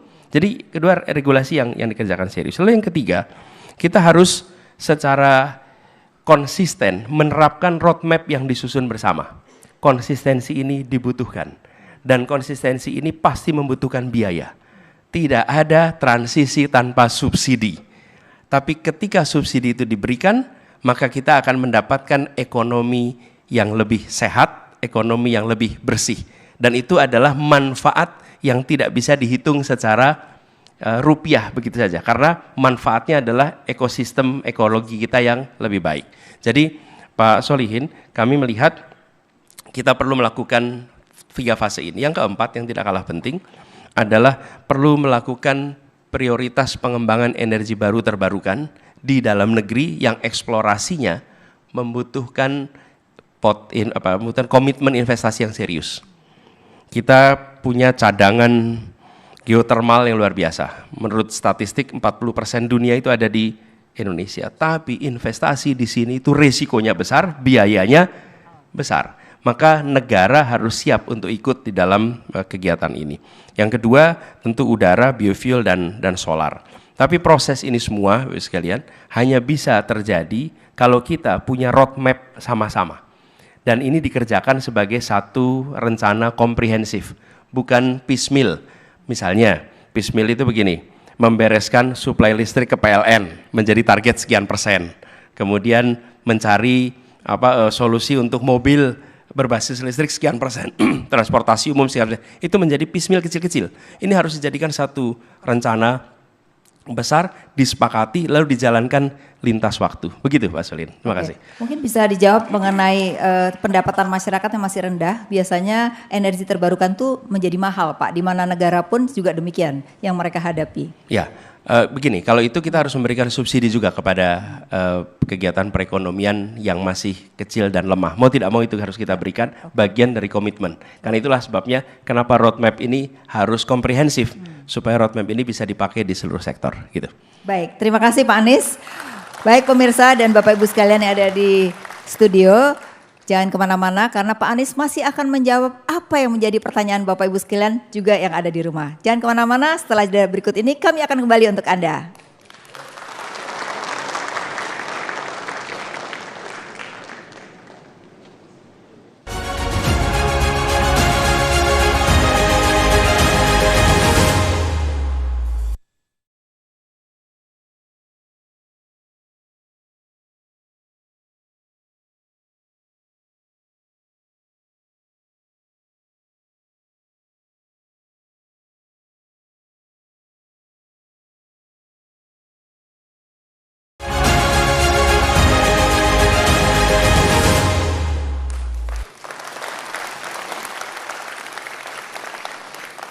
Ya pemirsa, Anda masih menyaksikan Dialog Kadin bersama Capres Bapak Anies Baswedan.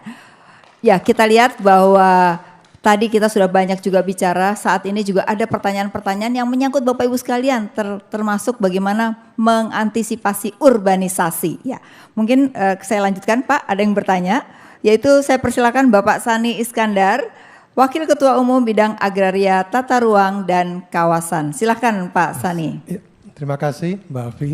Selamat malam Pak Anies. Terkait dengan antisipasi urbanisasi. Ya. Pak Anies, pada tahun 2035 diperkirakan 205 juta penduduk Indonesia akan tinggal di perkotaan. Dan hal ini tentunya harus diantisipasi dengan pembangunan kawasan-kawasan suburban. Tadi Bapak istilahnya upgrade perkotaan Pak ya, untuk mengantisipasi daripada urbanisasi ini.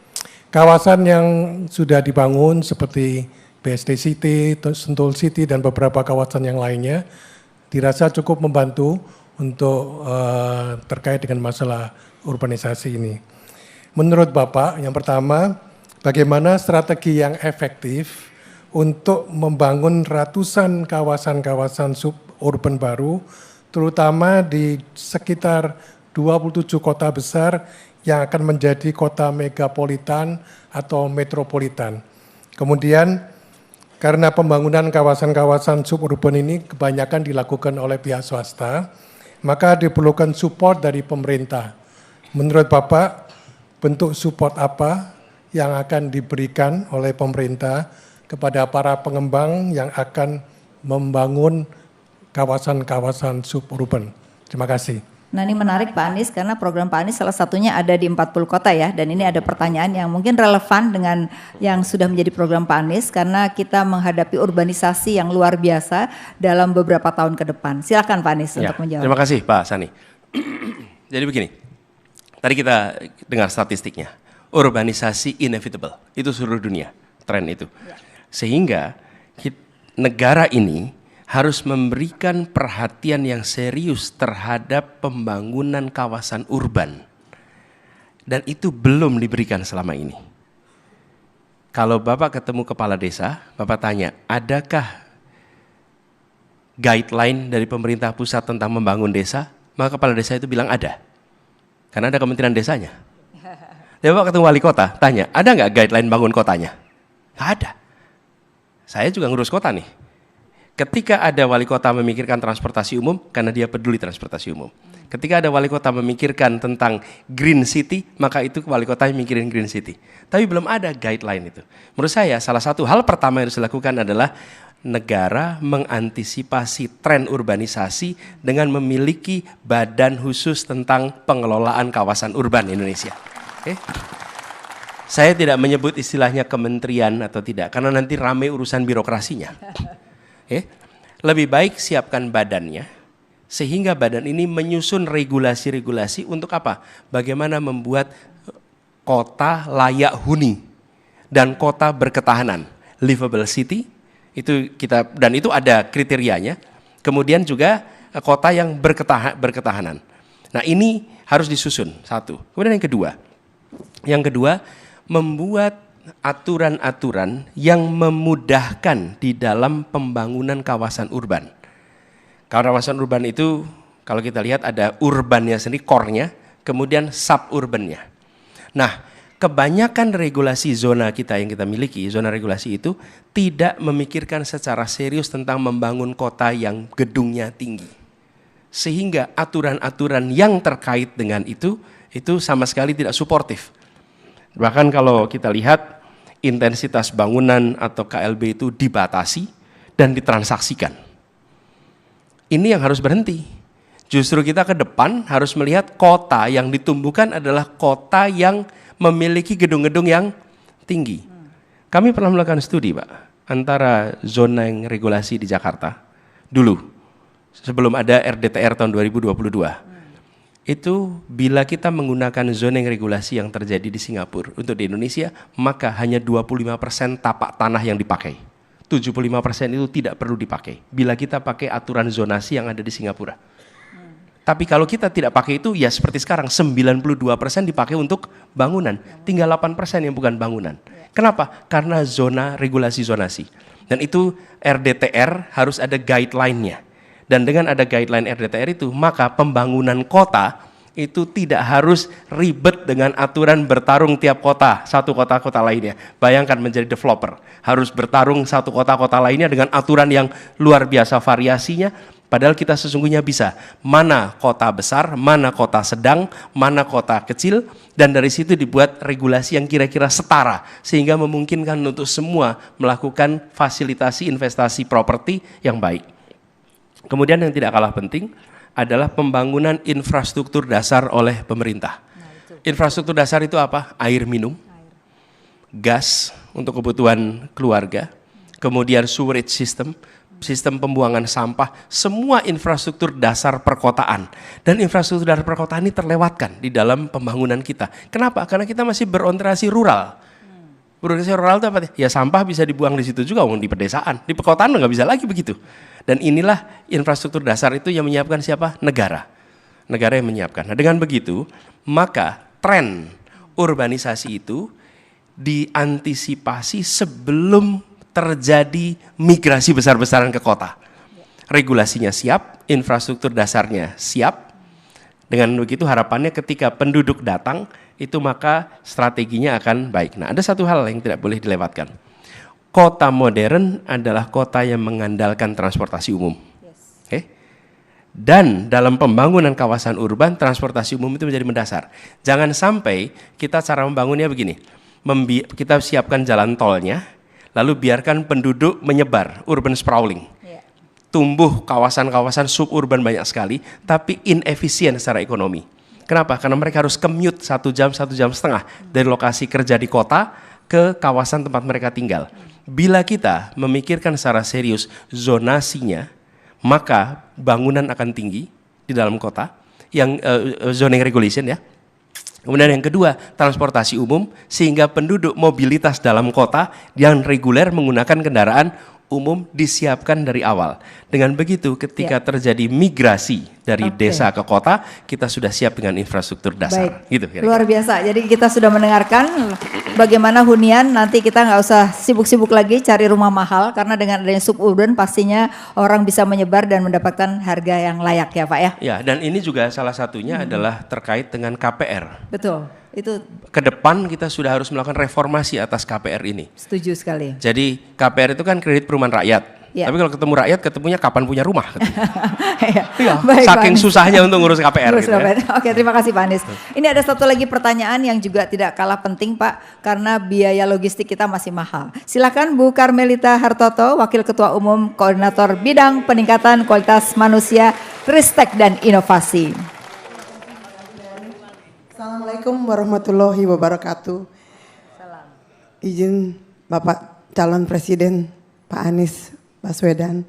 Topik yang disampaikan saya kali ini adalah biaya logistik. Yang sebenarnya tadi Bapak sudah sempat mention dan juga mengenai agro maritim ya Pak. Biaya logistik nasional kita masih relatif tinggi dan tidak kompetitif. Berdasarkan data LPI, Logistic Performance Index pada tahun 2023 Indonesia menempati posisi ke-6 di antara 8 negara di ASEAN dan posisi 63 dari 139 negara di dunia. Salah satu penyebab kondisi ini adalah regulasi yang belum harmonis.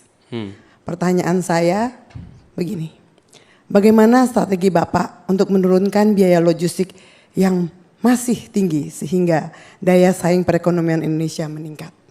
Yang kedua, bagaimana strategi kebijakan Bapak untuk menjamin keselamatan dan keamanan pada jalur logistik di negara kepulauan sebesar Indonesia ini? Karena saat ini kita belum memiliki Coast Guard yang diakui oleh IMO, International Maritime Organization.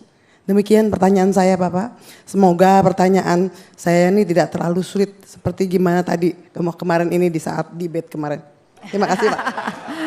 Jadi biaya logistik kita kan masih 26% ya Pak, cukup mahal. Sehingga memang untuk menjadi kompetitif menjadi susah. Nah ini memang PR dari waktu ke waktu yang belum terselesaikan. Silakan Pak Anies. Ya, makasih. Memang di debat pertanyaannya juga susah. Susah. Tapi kalau di sini itu pertanyaannya bermanfaat. Jadi itu lebih cocok ya Pak ya? Iya. Pertama tentang logistik tadi, bagaimana ini bisa turun. Nomor satu, kita harus memandang Indonesia sebagai negara arkipelago, sadari itu. Sehingga kebijakan-kebijakan yang disusun itu kebijakan-kebijakan yang menyangkut keduanya. Kita punya kecenderungan pada sekolah di dunia kontinental. Jadi ketika pada pulang ke sini nyusun kebijakannya juga dengan asumsi kontinental. Padahal kita kenyataannya adalah negara kepulauan. Jadi satu mindset itu. Kemudian yang kedua adalah meneruskan pembangunan jaringan logistik yang sekarang sudah terjadi. Misalnya kita menyaksikan ada pembangunan jalan tol yang sudah berjalan beberapa dekade ini. Itu harus kita teruskan. Tapi jangan lupa sambungannya dengan jalan non-tol tidak boleh putus.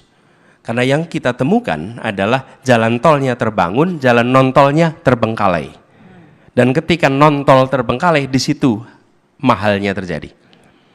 Bapak Ibu boleh lihat di Pantura, begitu Semarang ke timur, itu jalan non-tolnya luar biasa. Dan ini kemudian poin yang kedua. Poin yang kedua adalah pembicaraan tentang tarif dari jalan tol yang belum tentu bersahabat kepada dunia usaha. Menurut saya perlu ada review ulang atas tarif jalan tol antara kegiatan usaha dengan kegiatan leisure. Yang sekarang terjadi adalah untuk kegiatan private yang non komersial itu malah mendapatkan biaya yang lebih kecil dibandingkan yang untuk kegiatan komersial. Ya, apa yang terjadi? Truknya nggak lewat jalan tol. Truknya lewat jalan non-tol, dan jalan non-tol tidak dirancang untuk menopang kendaraan-kendaraan berat seperti itu. Jadi penyesuaian tarif tol, dan kemudian yang tidak kalah penting, pembangunan jaringan kereta api yang secara serius harus dimulai di Indonesia. Kenapa jaringan ini diperlukan? Karena dalam jangka panjang mobilitas logistik menggunakan kereta api itu salah satu yang paling efisien. Tapi kita belum secara serius membangun rute-rute kereta api baru pasca kolonialisme. Bahkan kami berencana menghidupkan kembali jalur-jalur kereta api di Sumatera Barat yang sudah mati itu. Karena kita ingin menghidupkan kembali di situ. Dan Bapak sekalian, revitalisasi jalur kereta api di Sumatera Barat itu tahu berapa harganya? 16 miliar per kilometer. Tidak mahal. Dan kalau kita membangun jalur kereta api baru, kira-kira 60 miliar per kilometer. Bandingkan dengan kalau kita harus membangun jalan tol. Pembebasan lahannya bisa 80 meter lebarnya. Kemudian membangun konstruksinya harus on-site. Tapi kalau kereta api berbeda sekali. Semuanya bisa precast. Dan bisa dikerjakan dengan pembebasan lahan yang sangat kecil. Kami menghitung di Kalimantan dari Pontianak sampai ke Samarinda, bila dibangun jalur kereta maka total diperlukan 22 triliun. 22 triliun terjadi di situ. Sementara kita ketika membangun di Jakarta ini LRT, itu panjangnya kira-kira 6 km, nilainya 6 triliun. Hampir 1 triliun per kilometer. Ini LRT kita di Jakarta. Bayangkan kalau kita melakukan pembangunan rel kereta api secara serius. Jadi menurut kami satu, tol diteruskan, non-tolnya dikembangkan. Yang kedua adalah jalur kereta api diseriusi dibangun di berbagai tempat seluruh Indonesia. Karena ini murah secara investasi dan jangka panjang secara manfaat. Ini kemudian. Nah yang ketiga yang tidak kalah penting adalah jalur laut yang harus ditingkatkan lagi, satu portnya, ditingkatkan fasilitasinya, kemudian efisiensi kerjanya, dan yang tidak kalah penting dari ini semua adalah pemberantasan pungli yang ada di berbagai titik urusan logistik ini. Ya. Ini luar biasa. Lalu tadi ada pertanyaan kedua nih soal Udah Pak, kalau yang ini tadi pertanyaannya. Keselamatan. Oh, mengenai Coast Guard. Ya. Ya, jadi kita ini belum punya Coast Guard yang diakui sama IMO ya, International Maritime Organization. Tapi kita punya protap dari IMO yang kita bisa pakai. Dan menurut saya kita bisa gunakan protap ini, dan kalau tidak salah di dalam Renstra Dirjen Perhubungan Laut pun sesungguhnya sudah ada itu. Tinggal kita eksekusi, kita praktekkan di situ. Dan dengan begitu nantinya infrastruktur jaringan transportasi laut itu akan ditopang dengan sistem safety dan security sesuai dengan yang ada di dalam IMO, gitu ya. Oke, terima kasih Pak Anies. Nah, kita jangan kemana-mana pemirsa, karena nanti kita akan dengar closing statement dari Pak Anies, tapi setelah jeda berikut ini. Jangan kemana-mana.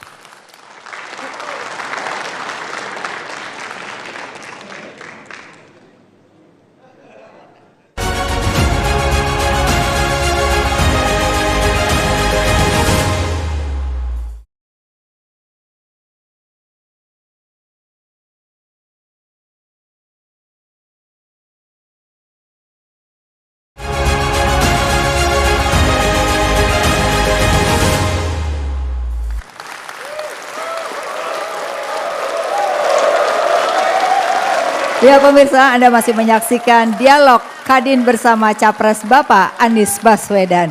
Setelah kita mendengarkan tanya jawab dan dialog sepanjang tadi, 9 pertanyaan dan sudah dijawab dengan baik oleh Pak Anies, dan semoga nanti juga diterapkan kalau Pak Anies jadi presiden. Oleh karena itu di akhir dialog ini tentu kita berharap Pak Anies memberikan closing statement. Semoga apa yang disampaikan ini bisa bermanfaat buat kita semua. Silakan Pak Anies. Amin. Terima kasih. Jadi pertama saya ingin sampaikan terima kasih atas kesempatan untuk bertukar pikiran di Kadin ini. Ini adalah sebuah forum yang luar biasa. Kenapa pertanyaan-pertanyaannya itu pertanyaan yang sangat bermanfaat. Nah, kemudian yang kedua, seperti saya sampaikan di awal, terima kasih Bapak Ibu sekalian telah menjadi yang terdepan di dalam menggerakkan peningkatan kesejahteraan kita lewat kegiatan perekonomian yang Bapak Ibu pimpin. Nah, kami melihat ke depan, pemilu dan pilpres ini akan sangat menentukan arah kebijakan Indonesia di masa yang akan datang. Dan saya membayangkan teman-teman di dunia usaha pasti menunggu sampai pilpres selesai, menunggu sampai nanti bagaimana kebijakan ke depan itu akan muncul. Nah, kami ingin menyampaikan kepada semua bahwa arah yang kami akan lakukan seperti tadi disampaikan, kami menginginkan agar perekonomian kita itu disusun dengan memberikan ruang bagi pelaku swasta untuk tumbuh lebih besar dan negara memfasilitasi itu.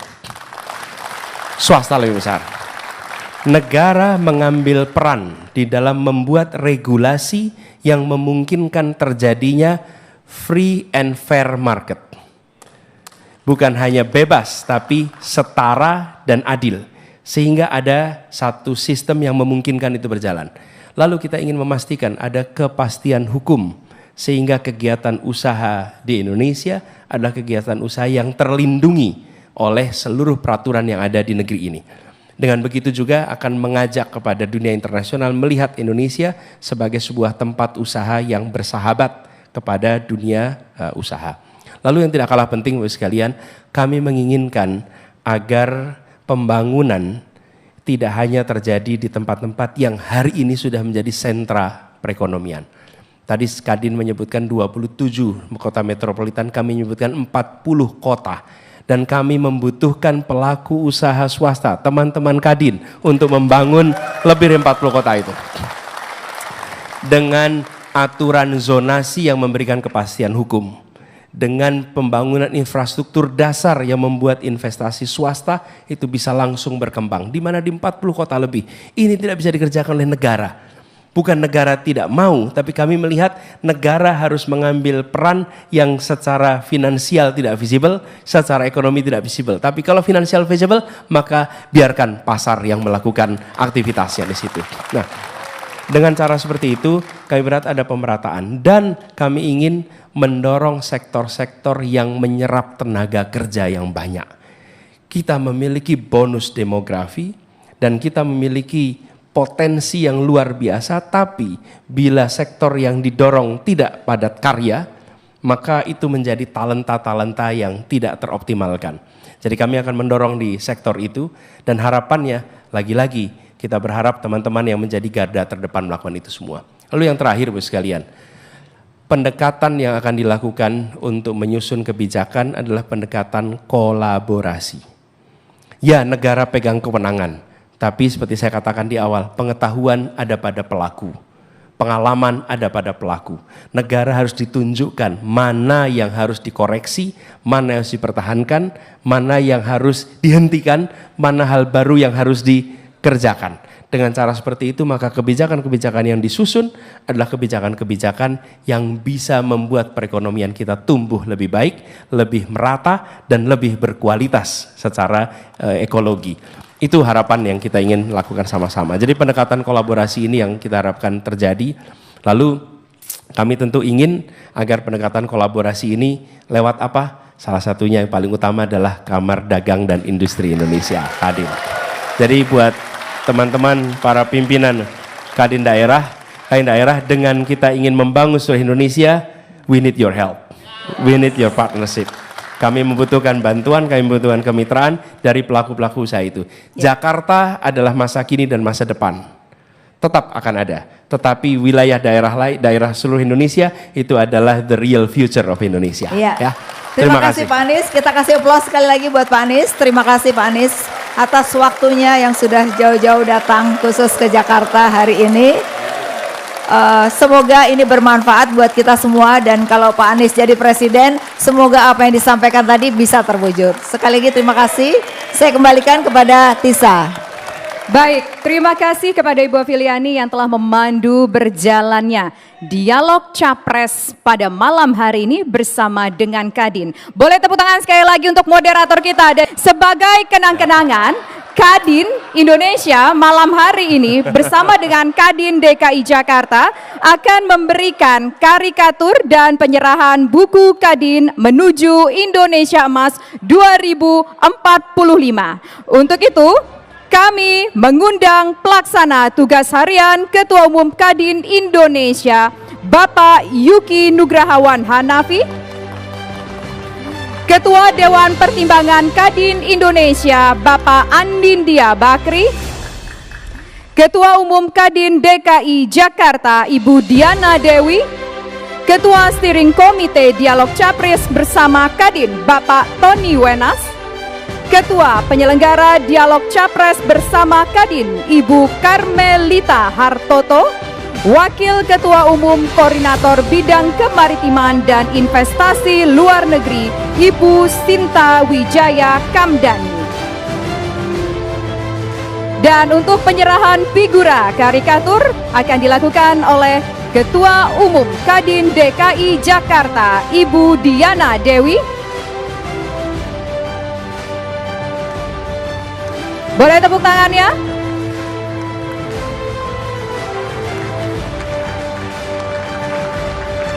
Dilanjutkan dengan penyerahan buku daftar inventarisasi isu strategis menuju Indonesia Emas 2045 oleh Ketua Penyelenggara Dialog Capres bersama Kadin, yaitu Ibu Karmelita Hartoto.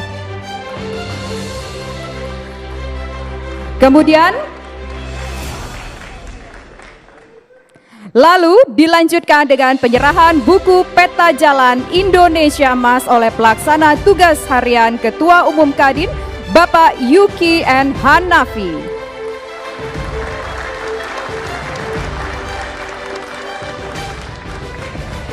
Dan dalam kesempatan kali ini tentu bukan hanya Kadin saja yang memberikan kenang-kenangan kepada calon presiden nomor urut 01 Bapak Anies Baswedan, tetapi juga capres nomor urut 01 Bapak Anies Baswedan akan memberikan kenang-kenangan pula berupa buku Visi dan Misi Amin Transformasi Jakarta kepada Bapak Anindya Novian Bakri dan juga kepada PLH Ketum Kadin Indonesia. Boleh tepuk tangan sekali lagi untuk capres nomor urut 01 dan juga tentunya Kadin Indonesia dan juga Kadin DKI Jakarta yang telah menyelenggarakan acara ini bekerja sama dengan TV One. Dan selain itu juga kami informasikan bahwa besok kita bersama-sama masih akan ada acara Dialog Capres bersama dengan Kadin pada pukul 10 waktu Indonesia bagian Barat hanya di TV One. Besok kami akan mengundang Capres nomor urut 02 Prabowo Subianto untuk berdialog bersama dengan Kadin. Akhir kata, demikian kebersamaan kita dalam kesempatan malam hari ini. Dan tadi kita tentu saja sudah menyimak bersama-sama paparan dari calon presiden nomor urut 01 Bapak Anies Baswedan, visi, misi dan langkah strategis untuk menuju Indonesia 2045. Semoga harapannya acara ini bisa memberikan pencerahan kepada kita semua untuk menuju Indonesia yang lebih baik. Kami kabarkan, Anda putuskan. Sampai jumpa.